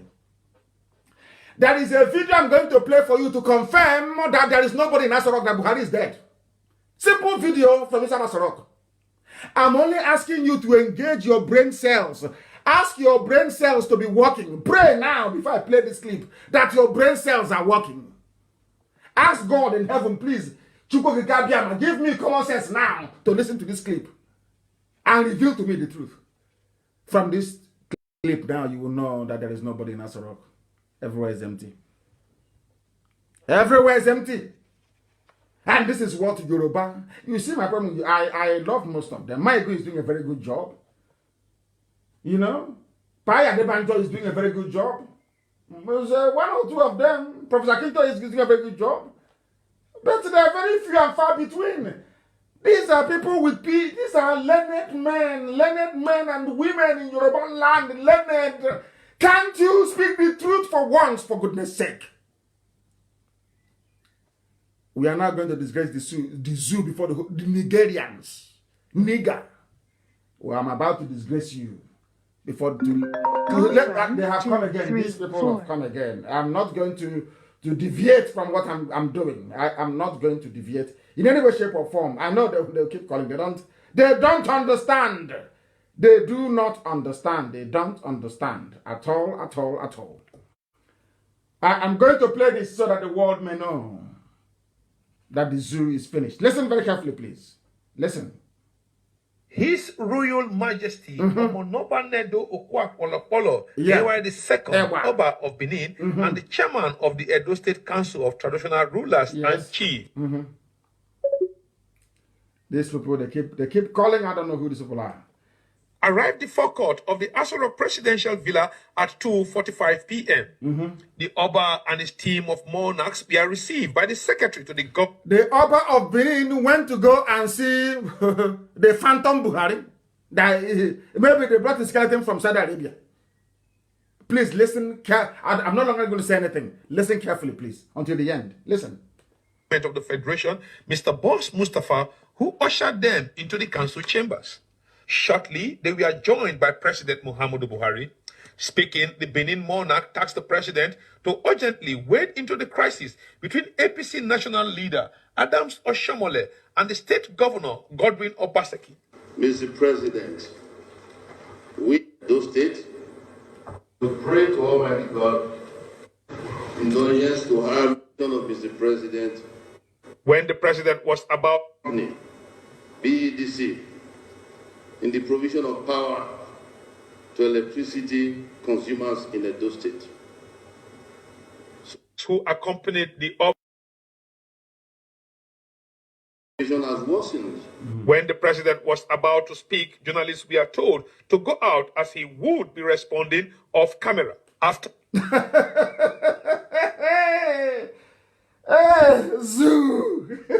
Zoological Republic. Have you heard it? They brought out somebody wearing a mask, Aisha's boyfriend. When it was time for the so-called Buhari, which is Aisha's boyfriend wearing a mask, to respond to the Omonoba, Oba of Benin, they asked all the pressmen to leave the room. But when the Oba was speaking, the pressmen were there. When the Oba arrived with his chiefs in council, Boss Mustafa, the secretary to the government, went to receive them, brought them into the chambers. And somebody wearing Buhari mask came out, of course, Aisha's boyfriend, the latest one, came out. And after the Benin monarch must have finished speaking, when it was time, a whole president of the people, when it was now time for the president to respond to the monarch, all the pressmen were asked to leave the room. What other proof do you need that I'm right, that there is no Buhari? I love that beat. I want to hear it again, please. Do you know what? They don't know what IPOB. They have no idea who we are. Do they? I don't think they do. Complete decimation of the zoo. Everybody with a hand in Operation Python Dance will die. All of them, they will die. Every major planner of Operation Python Dance that came to my house, that led to the death of my parents, my men died, they will all die. Watch and see what is going to happen. Let us go back a little bit, please. Just a tiny bit.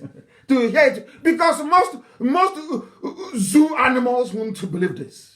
I want to prove to you that there is no Buhari. This simple, even if it's just this clip that I'll just play tonight, I think it's even enough. Listen, this journalist is very, very brave. Very brave. They didn't remember to bribe him on time. Let us try again. They are told to go out as he would be Listen. The situation has worsened. When the president was about to speak, journalists were told to go out as he would be responding off camera. Have you heard of such? Somebody you voted for, you claim you voted for, in a democracy. As if people, you don't see Trump every day. You don't see Kofi Zita, Dada, no, of Ghana. You don't see other presidents. Somebody came to see you. If you know you're going to be responding off camera, why did you invite the cameras in the first place? Tomorrow you see somebody with a PhD or a professor of nuclear science, emeritus, living in a badger. He will come out and write, hey, our Nigeria. Hey, I'm writing now to the president of Nigeria. President, you cannot respond to ordinary, I wouldn't say ordinary because I respect the Benin monarchy. I do a lot. I love the institution. So somebody who just respond, a monarch came, a first-class monarch came to see the president, so-called. Aisha brought out the lover. Because Aisha changed, I think she changes men now. I think every 9. We are still researching it. It's 9 months or so. I'm not sure. To get the new one, representing something that is just evil in Islam. That's what she's practicing, and that's why little boys are insulting her. Have you seen it? Have you seen it now that there is no Buhari? Have you seen it? When it's time for the president to respond, journalists were asked to leave. He will respond off camera.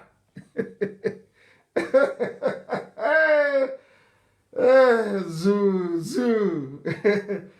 Now, I want to say this to anybody. Ever since we discovered who these people are, have they ever made a live broadcast before? No. Capital, no. When Oshibajo visited Asorok, can anybody find the video? Please send it to Amaka to post. Or if someone can find it, please. When Oshibajo went to Asorok, did you hear the person he went to see speak? No. When Buratai, they claim Buratai went there, of course it's Photoshop. Buratai went there 2 weeks ago and came out and spoke. Did you see who he met? Did that person speak? No. Then how can you say you have a president? How? Nigeria. Yet, every blessed day, they'll be writing, insecurity, details of meeting between Buratai and senior officers, operational commanders revealed on the pages of. It's just like you never see them. They don't exist. But if they can rustle up maybe 4,400, they find a journalist and then you still pass with now with you know that bag you know those journalists one at none.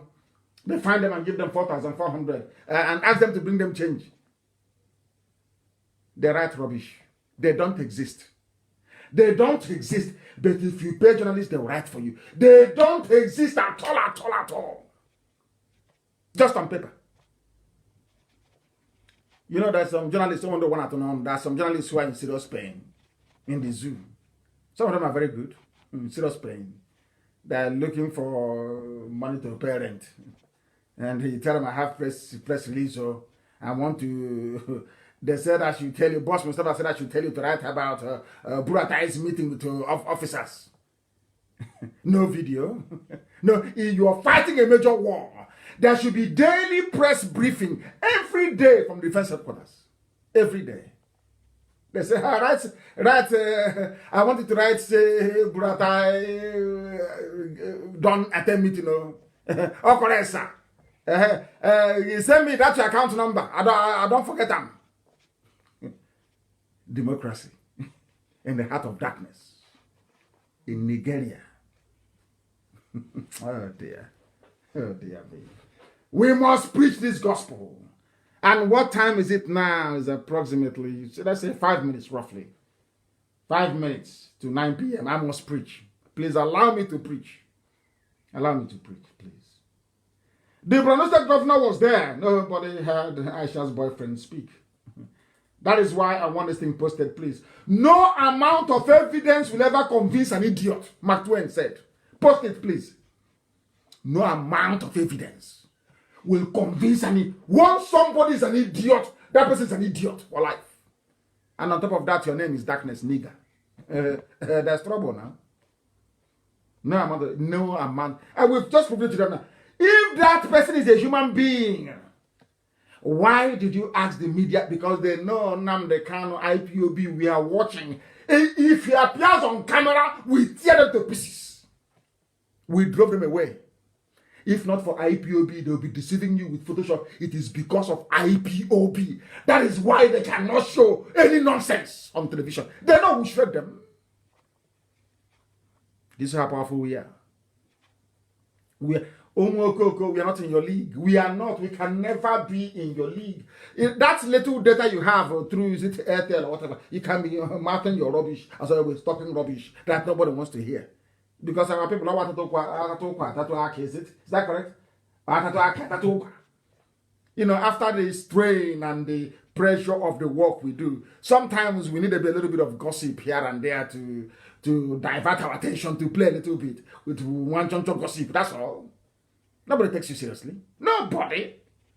Now our people are informed. Now they know. As I'm speaking to you, the entire Igbo is listening live on FM. That's how formidable we are. So your little video watched by 600 people, it makes no difference to us. We watch it out of fun, to just see something different, to hear how somebody is gossiping. That's all. Me too, sometimes I listen. Because sometimes all this pressure, you want a little bit of gossip to lighten things a little bit, to make you laugh. No amount of evidence will convince an idiot. If after tonight anybody rises up to say, I am Niger Delta, you know they are working for the caliphate and they are ashamed of themselves because we have defeated them.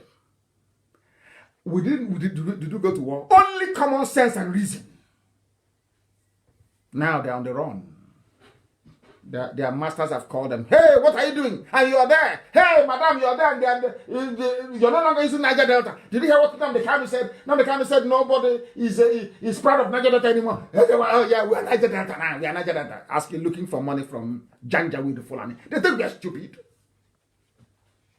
They think we are dumb. Niger Delta, my fruit. Darkness, you are. And it shows in your brain. It shows in our environment in southern Biafra. You can see it there very clearly. How dark. People are being poisoned. Are you aware of that? I'll read it for you tonight so you will know what is going on there. That they will never tell you about. You think this is militancy, stomach militancy. We are here to fight for freedom. We are not militants, freedom. And it's coming. And you will see it. If you're a foreign contractor and Nigerians are owing you money, now is the time to seize their embassy and demolish their buildings. If you're a contractor anywhere in the world, maybe you have printed passports for them, because some of you don't know that your passports are printed abroad anyway. That was the contract they gave to the. You know what the zoo, what Nigeria did is to share all the huge contracts and give it to countries all over the world. Israel has a contract, defense contract. Russia has a contract, defense contract, and also this e-bot, which is this computer-generated attack system they have to attack IPOB and all that. They're paying very well for it. Britain gets oil for free. Everybody has something they're getting. Do you know the Irish Republic? That is where they print Nigerian passports. In Ireland. So there is no printing press in Nigeria that can print a booklet of your passport. And you're the giant of Africa. So when they share all these things, so that when you now go to Ireland to talk about Biafra, that company that makes money from Nigeria will now lobby their government and say, oh, don't listen to IPOB, please, because if you do, we'll lose this multi-million-dollar contract from Nigeria. That's how it works. They did it to me in Israel. And you know us now. The worst they can ever do is to try and stop us. We just continue. And we continued. Until we got to the people that we're looking for. That's the way it is. So anytime, that is why when I look at people, when they sit in the zoo, when somebody is maybe carrying a file or saying, talking about Biafra, I look at them as mad people. If you're seriously asking or asking for Biafra, you will go to places where you will be rejected. And you'll be asking yourself, but why? Until somebody will tell you the contract that Nigeria gave to that country. And the big companies, just like in Germany, once you go to Germany to lobby Germany, no, we want one Nigeria. Why? Because Siemens are there, Julius Berger is there. And these people, they fund lawmakers. So German people that go to the Bundestag, we have gone back to my page, and I believe it is live once again. We have gone back to my page. We have gone back. I have not seen anybody there. Yes, people are coming back as usual. They are coming back. It's up now, I believe. The page is up now. Jocelyn is in UAE. Jocelyn is in UAE. She wrote that my page is not on. I am back on now. Mesomachi, thank you very much. I am back on. We are Frankie, thank you very much. Kennedy Wango, thank you very, very much. We are back on air. We are back on my page. Ugu Michael Okenna, the engineer, thank you very much. And also, Wanyoma is listening from USA. Juliet said, we are back. We are back. We are back. We are live and we are direct. And mankind is bearing us witness. I will go back to what I was saying before. I was rudely and unceremoniously interrupted by Facebook. We must go back. Yes, Carlos, everybody, of course. Nobody should move to another platform. Go back to my page.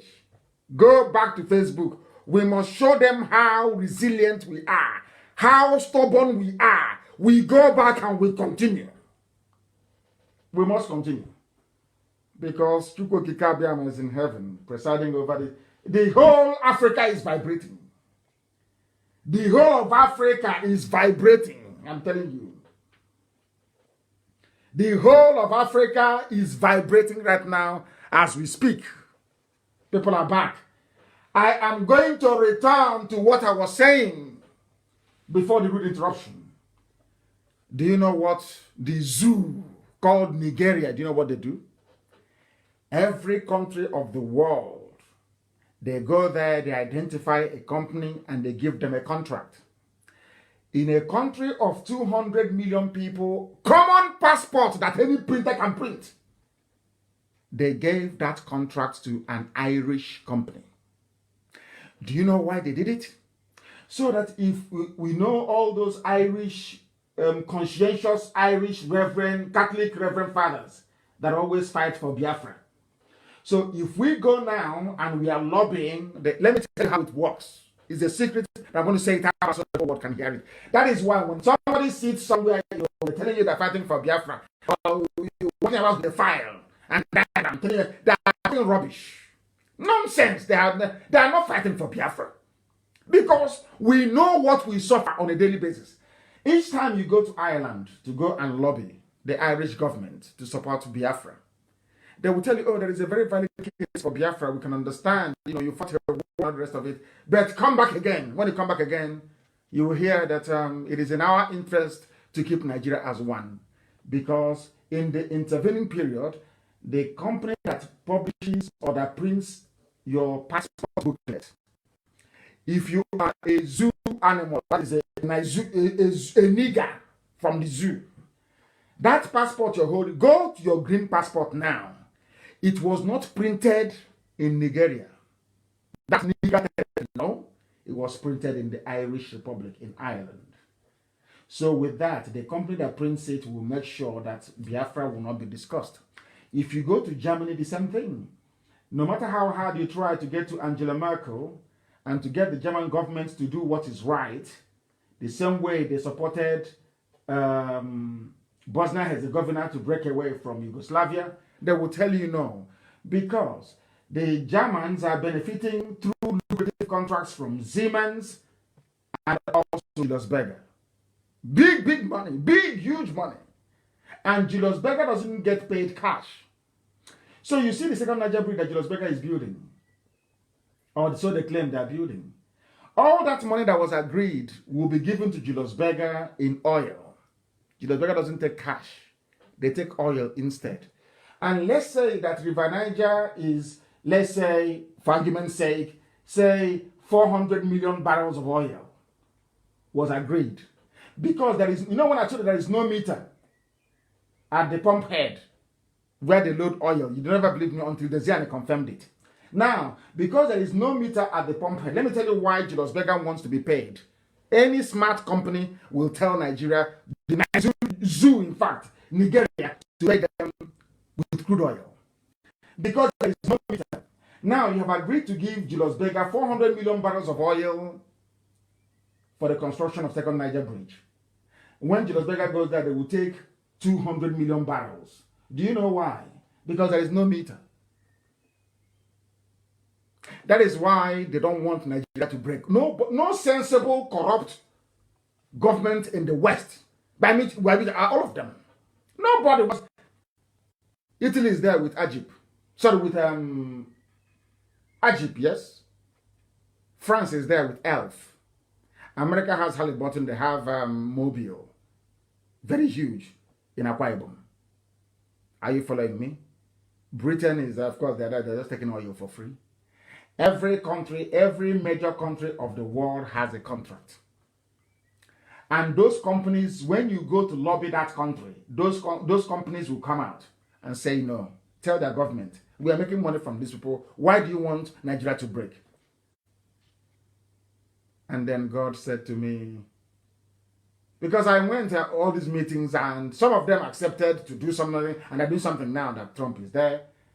And the others, they were saying, no, we want Nigeria to be one. God said, I'm going to break Nigeria through another means. Told me, I'll break it through another means. And today we are saying it. And now that is why they are panicking.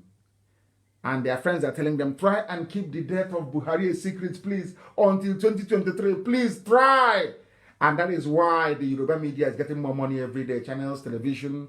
Tinubu is making more money. And more money than he can ever spend all his life. And his next 20 generations. To keep it a secret. So that the zoo won't bet it's too late now. They know it's too late. That's what happened. So I'm sure that our brother will be happy because I have gone back to where I stopped. I've gone back to where I stopped. I told people, I told them, I want to Chibesi well and go back to my old broadcast and bring them out for me. I told our people, Biafran people, that a time will come when your mothers will be raped, when your daughters will be abducted. I've said it over many years ago. Is it not happening today? Look at all, and please publish the pictures, all the dead bodies that litter our farms, our farm roads, our villages. People come to our land and they kill us. They come to our land and they kill us. Nobody's saying anything. They are waiting for IPOB. But do you know why they cannot do anything? It's guilty conscience. These are the people that brought Operation Python dance. Those that killed our men. That led to the death of my parents. When I launched a security outfit, they came, all of them. What? Not knowing that the Fulani cabal, telling them to disassociate themselves from me and IPOB, we are planning something greater. They were planning to invade us. And I told Modo that these people are coming.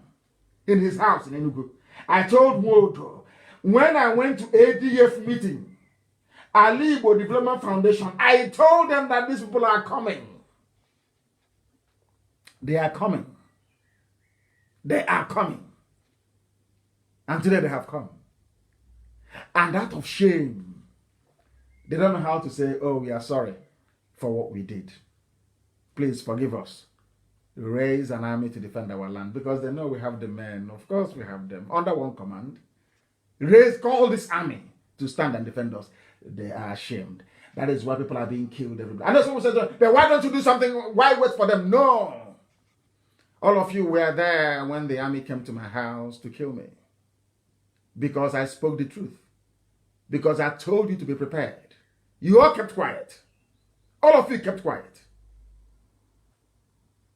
I lost 28 men, my cousin, my parents, and my dog, Jack. And you keep deceiving yourselves that Buhari is there. But you know he is not. That is why I maintain that the zoo will implode this year. The zoo cannot pass this year. It will implode this year.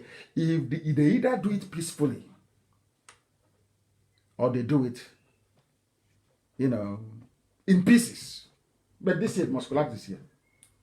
We can't allow the zoo to go into 2021. It's impossible. Impossible. We must do it this year. Because men are dying. Look at Publish those pictures and tag people. Let them go to my page and see it. What is happening in your homes?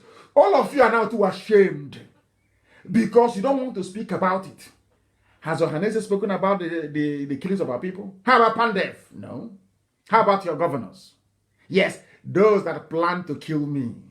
How about those reverend fathers that went to Nike Lake Resort to plan my death and my assassination? Most of the bishops you have in Igbo land, they were there to collect money from Ikekwe Madu to kill me. Nike Lake Resort. Ask them.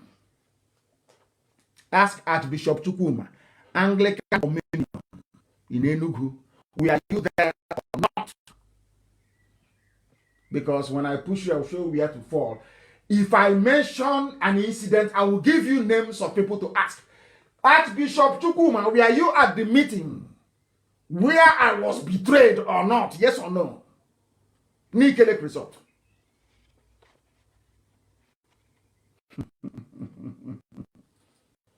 And they say we have no respect for elders. The elders that ended up to kill me. And as a result of the trauma, my parents died, my men died. You want me to respect them? Allow me to come to your house and kill your father and your mother, kill your friends and your relatives, and then see the way you will react to me. These are the real killers of our people. Ohanese. And we can never forgive them. Never. Never forgive them. Never. Because they're evil. They're evil. Because of them, our people are dying. Can you imagine if they are still behind us then? To say what these people are doing is correct. It's proof to us that you're sincere. They never, and I warned them. They traveled to Enugu that time. The Sultan went to Enugu to go and ask him, are you people here? What are you doing? Stop Nnamdi Kanu. You must stop him now. You must stop him now. But now that the Fulanis are killing your people, has the Sultan come back to ask you how far? But you claim you're intelligent. I must preach this gospel. And people are answering Niger Delta. We are Niger Delta. There is a Daily Times publication. I'm sure all of you have it. I want you to go. This is for the saboteurs in the southern part of Biafra, in his zone especially. I don't know what is wrong with a John. They always produce hardened saboteurs. Hardcore sabo. Heavy saboteurs always come from his zone. I don't know why.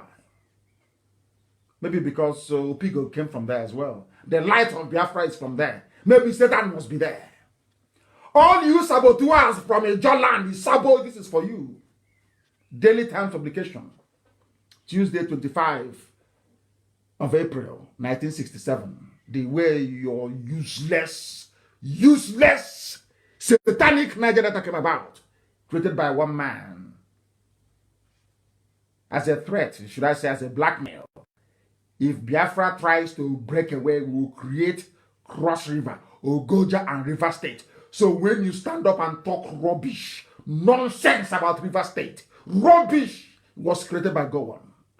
Not by God in heaven, but by a murder, a mass murder. Shame on all of you. I say shame on all of you. Talking rubbish, River State, Niger Delta. Shame on all of you. Something that God created. You have no shame, have no class, you have no dignity. Bunch of harlots everywhere. No dignity, no honor. You claim you went to school, but you cannot reason very well. It was created to divide you. Here is the proof. Daily Times, April 25, 1967. Your useless Niger Delta was created to divide us.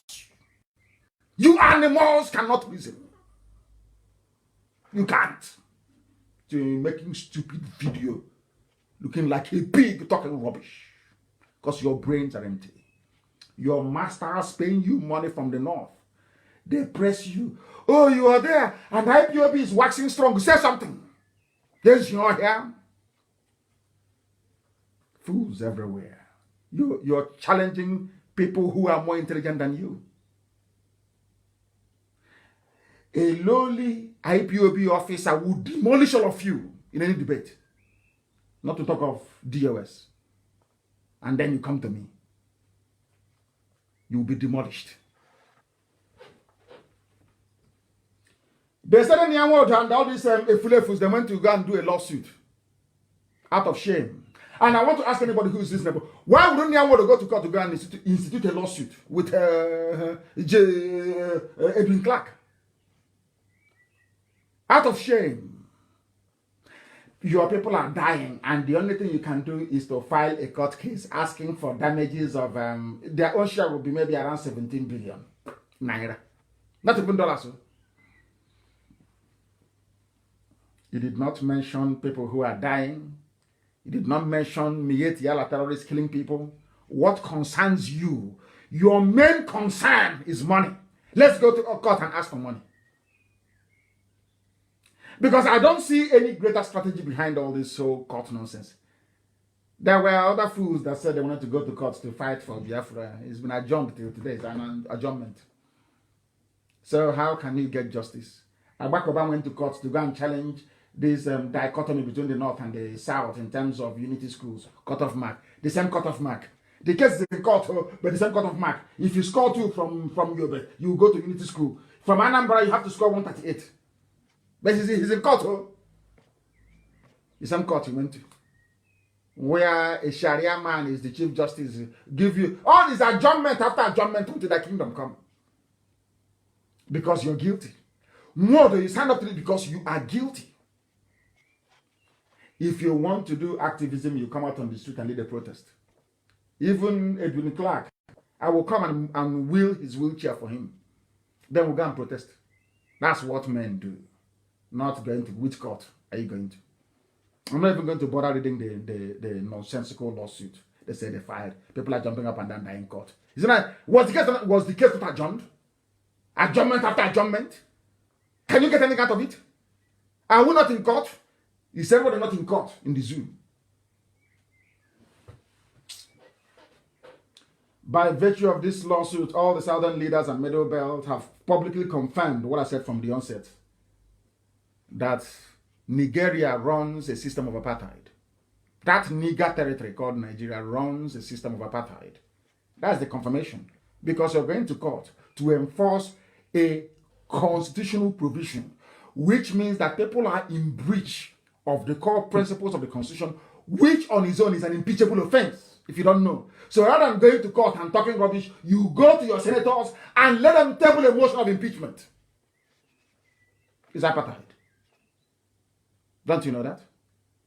Oh, sorry, this is black apartheid on a black man, so it doesn't count. If it is white people, we'll be writing rubbish all over the world.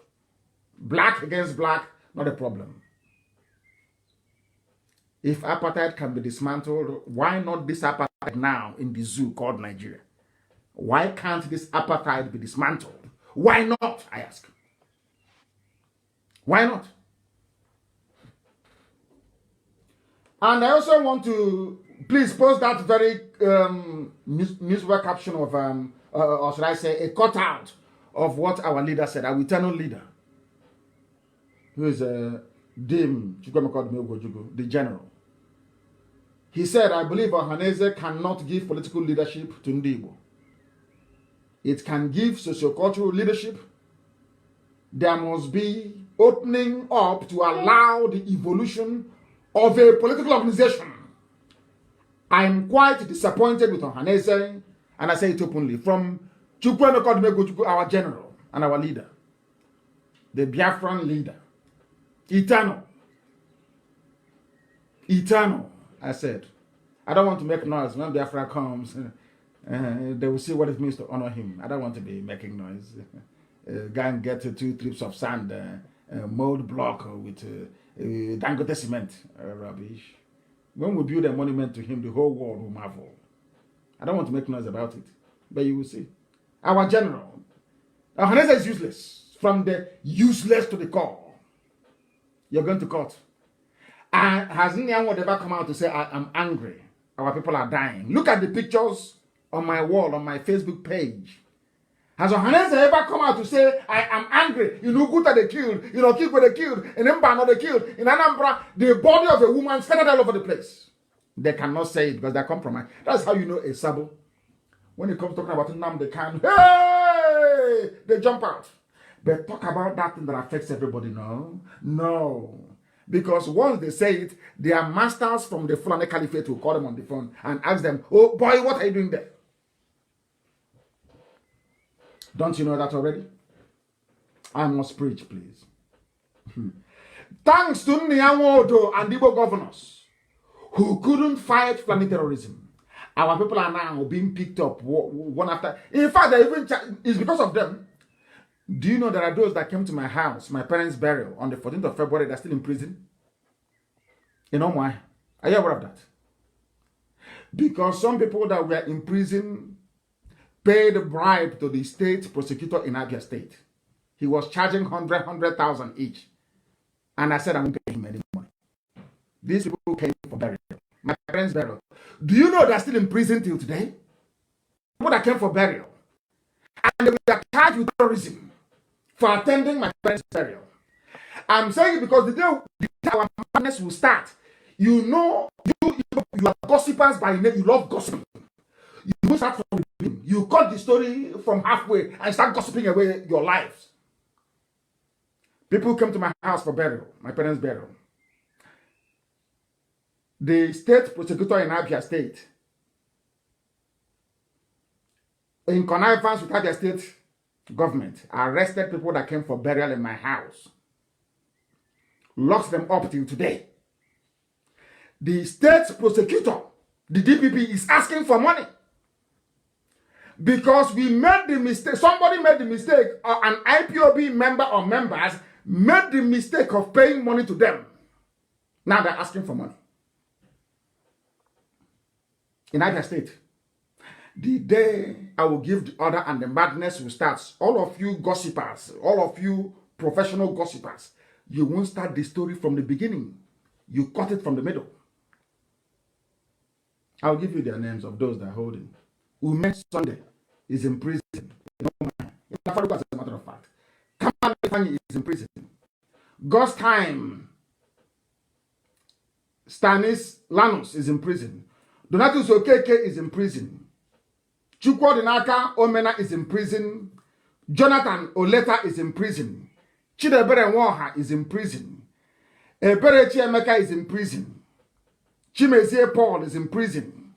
Kingsley Ozowale is in prison. He's actually an equal man. Kingsley Ozowale. Ikechukwu Vincent is in prison. They came for my parents' burial. And they've been in prison since the 14th of February till now. No crime committed. Because they attended the burial of my parents according to Ohaneze Ndi Igbo. According to Igbo governors, they are terrorists. But Fulani will come to our land and kill a woman and cut her body up into 8 pieces. And they go scot-free. They're not terrorists. Nobody talks about them. People that came to bury my parents that the Nigerian army killed are terrorists. Do you see why we are the way we are? And what is the name of the man that is holding them hostage? What is the name of this man that is holding our people hostage? I must find his name. I must give it to the whole world to know. That these are people, these are Igbo people, Igbo. They never prosecute Fulanis killing their people. Anywhere they see IPOB, they want to make money with IPOB by arrest. These are Igbo people. These are Biafran people in the police. In the police. Whereas in the same zoo they're in, the Fulani army officer and police will give guns to their people to go and kill Biafran people. Those defending Biafra land will be arrested by Biafran policemen and women and locked up. I hope you're following. I hope all of you are following what is happening. Do you now understand the mess we are in? Do you now understand the mess we are in as a people? And they are holding them hostage until we pay money. until we pay money. That only then will they be released, until we pay money. Do you know who is holding them hostage? I'm just saying it so people will know, the whole world will know, that these are the evil people that we have. Such people cannot enter here. This is the Satan. Fulani is killing in Niger State. In Niger State. Okay, Zipas hasn't done anything about it. But people that came for burial going home, they're in prison. They are terrorists. I don't know. I can't explain this. His name is V.O. Chukwu. He is the Deputy Director of Ministry of Justice in Omaya. He's a child of Satan. And he will not go free. I swear before God and man, he will not go free. This type of human beings should not see Biafra. He's an evil man. He's not an Hausa man, no. Not Fulani, not Yoruba. These are Igbo men. Igbo men using IPOB to extract money. Igbo judges, Igbo magistrates using IPOB to make money. When Fulani are killing, nobody's talking.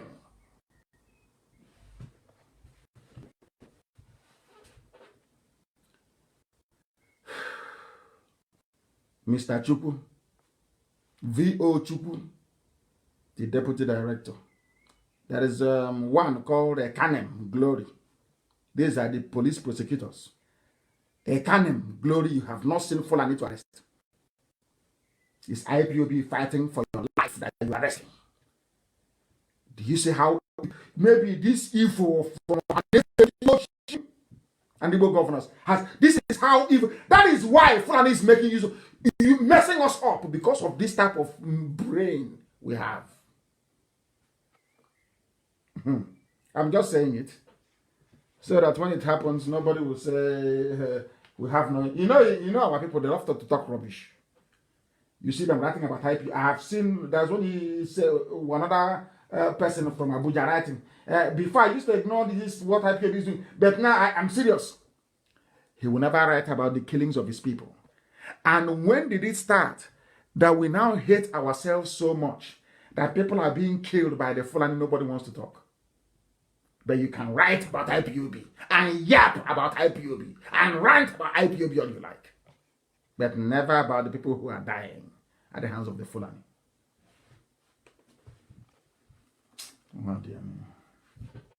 Very sad indeed. We must preach this very gospel. We need to preach it. And let me tell you something. I said I'm not going to insult anybody today, maybe even going forward, but I am distressed. If I ask you now, where do you have the greatest concentration of insecurity, what would you say? You say maybe Northeast, in the North, banditry, Boko Haram, Miet Yala, all this. But do you know that in Anambra, the police has taken over a community? This same police cannot take over a community in Brono. They cannot take over a community in Yobe. They have not taken over a community in Adamawa. Why are all these things? I keep asking myself, okay, what is wrong with our people? Why are these governors allowing these things to happen? I don't understand our people. Why must police come into Achala and Oromco in Oka North to take over our land? Why? I ask, why? Can somebody please tell me? What is wrong with us? What is wrong with us as a people? What is wrong with us? Oh, Lord have mercy. Lord have mercy. Lord have mercy. Lord have mercy. Unbelievable. Unbelievable. And instead of us to talk about this, we are busy suing a dead man. Buhari is dead and they know it. A case of being caught adjournment after adjournment till the kingdom come. Why are people lying to themselves? Why are people lying? Anyway, of course, remember Kemi Adeosun, have you forgotten? The former finance minister that forged her certificate. Maybe that was where they got all this forgery from, these skills to forge. A country that is steeped in criminality, with some pastors that are insane and pseudo-intellectuals. Elders who are there and evil is happening, they cannot speak. Our people are being killed. But IPOB is a terrorist organization. People come for burial and are going home, we arrest them. If I give orders now, this Chukwu, this state prosecutor in Abia, this prosecutor in Abia, if I give the order now that his family should be taken, all of you start talking rubbish. Oh, Nnamdi Kanu is a kidnapper. He has done it. Now he has kidnapped people from my house, going home. None of you have said a word. And he has the temerity to ask to be paid. This is why we don't give bribe to the zoo, DPP, or police. I have warned IPOB family members. I have warned them. If you are arrested, we don't give any bribe. We go to court until the case is dismissed. We don't give bribe to anybody. You see what this nonsense has cost? Now they want money from everybody. Because some people went and paid money to be released. If you go to Femi Adesina's page, Femi Adesina, the chief, the master forger, you will see all the people that came to Asorok. There is no video, no confirmation anybody was seen. Or seen talking to whoever they claim they went to see in the name of Buhari. All they care about is Nnamdi Kanu is against Christianity. I have spent, the Christian Association of Nigeria has no Twitter handle. All they care about is to take your tithe and your offering and then buy private jet. I said they have a whole can that their members are being slaughtered. They have common Twitter handle they don't have. Christian Association of Nigeria, no Twitter handle. I checked and I couldn't see any. I am the one that tweet and inform world leaders about what is happening in the zoo to Christians in zoo, Nigeria. I am the one that does it. You don't give me your money, do you? Christians. You give it to your pastors and they buy private jets. They preach nonsense to you. They mess you up. The Fulanis will come and kill you and they won't talk. All that bothers them is tithe, and people think I cannot preach the truth. Who gave birth to that dog? They said I cannot. Who are you? Who are you? I cannot preach the truth. I'm Nnamdi Kanu. Who told you that I won't preach the truth? I went to court and I called Buhari when he was alive. I called him a madman in his court. And it is you, I cannot tell the truth. Who gave birth to you? We are the ones spending our money fighting for Christians who are persecuted in the zoo called Nigeria. I give the order and we spend this money huge every month fighting for you. Some of you ingrates, some of you ungrateful Christians, I would say. Ungrateful, illiterate, badly educated. The amount of money I spend in a month fighting for you, all of your daddy GOs have not spent it in a whole year. Do they fight for you? Where have they been before to discuss Christian persecution in Nigeria? It is IPOB that is doing it. IPOB, yes. For your information. Let me listen to what a man of God has to say about some of you who are ignorant. It is not me. I'm sure this is Nnamdikanu. Is that correct? Yes. Listen to him. Listen to him. According to his riches in glory. Listen. And then end up buying my own private jet. Private jet. No, my own God is different. Tunde Bakare is saying that you don't give him money to buy a private jet. He said his own God is different. I did not hear people attacking him. Yoruba media did not attack Tunde Bakare for saying this. But if it's Nnamdi Kanu, every idiot, every Tom, every cockroach talking rubbish. Tunde Bakare castigating those who buy private jets. Are you not listening? Or have you gone deaf? And then end up buying my own private jet. No, my own God is different. He does not supply anybody's needs for them to contribute it into the pockets of robbers and marauders. He called his fellow pastors robbers. Tunde Bakare called fake pastors, he called them robbers. God cannot give you money to give to a fake pastor. That's what Tunde Bakare is saying. I know some of you, you are black, you're from Africa, your brain is a bit funny. I'm not sure you can reason this thing through properly. You won't hear what Tunde Bakare said, but you hear what Nnamdi Kanu said. Yes? I'm telling you what Tunde Bakare said. Listen, please. and which the flock of God, the people of our nation, have been endlessly and relentlessly beaten. The hottest part of hell is reserved for preachers who take advantage of the people of God. Are you listening? The hottest part of hell is reserved for preachers who are on private jets, taking advantage of the poor. Are you listening? This is from a pastor, a preacher of the word of God, Tunde Bakari. I'm sure that is him. I don't know where he's going. I don't know why he's saying all this, but he's not saying it. I did not hear Yorubas attack him. If you see Igbo people, Biafra, he was shooting their mouth like popcorn. Brain without control. A Yoruba pastor saying what most of you don't want to hear. You can't castigate him. Just like the same way that the Fulanis are killing us, none of you can talk. You're waiting for Nnamdi Kanu to give order, for IPOB to fight back. And I'm here, and I won't give that order. I won't give it. I won't give the order. I will not. Tunde Bakari said, have you seen headline? Tunde Bakari hates Christians. Tunde Bakari is against pastors. Tunde Bakari is Antichrist. Because he's Yoruba. I feel sorry for you people. That is fraud in the zoo. EFCC, as I told you. Magu is corrupt. Did I not say it on Radio Biafra here that he's corrupt? I will do that mess later on. I'm too upset with our people, the way they reason. Let me bring this program to an end, please. I have a few announcements to make. It has come to our knowledge that some coordinators are administering group oaths. We don't take oaths by group. It's one person after the other, please. And we also understand that some people are not doing things the way they're supposed to be. Please, you must follow our procedure. If you're relinquished of your position, you leave your position, please, and rejoin. Don't be saying that the national coordinator gave me something else to do. That type of nonsense is for zoo, Nigeria. Because in Biafra land, you may lose election. And once you lose, you just go to your house, you congratulate your opponent, you go to your house and you sit down. All this nonsense, I won't have it.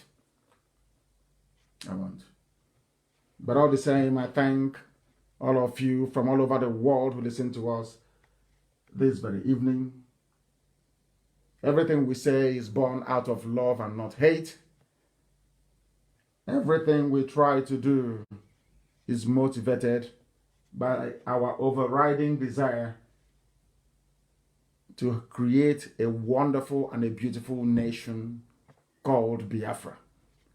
That the world, our children, even those who died in the course of this very struggle will be very proud of. We must remember those that died, and for their sake, we must continue to push ahead until Biafra is restored. We are not doing it because we want people to be poor, to be begging for visa to visit Biafra land, to be able to survive. No. We are doing it because it is the right thing to do. The suffering is too much. The pain is almost intolerable, and we must bring this misery to an end. That is why we insist we maintain, we reaffirm dedicatedly every blessed day that Biafra is our religion. Here on Radio Biafra is where we worship, because Elohim Chukwokika Biama Purimi Heride is our God. I thank you very much for listening from the bottom of my heart, I assure you. And from me, from here, it is good evening.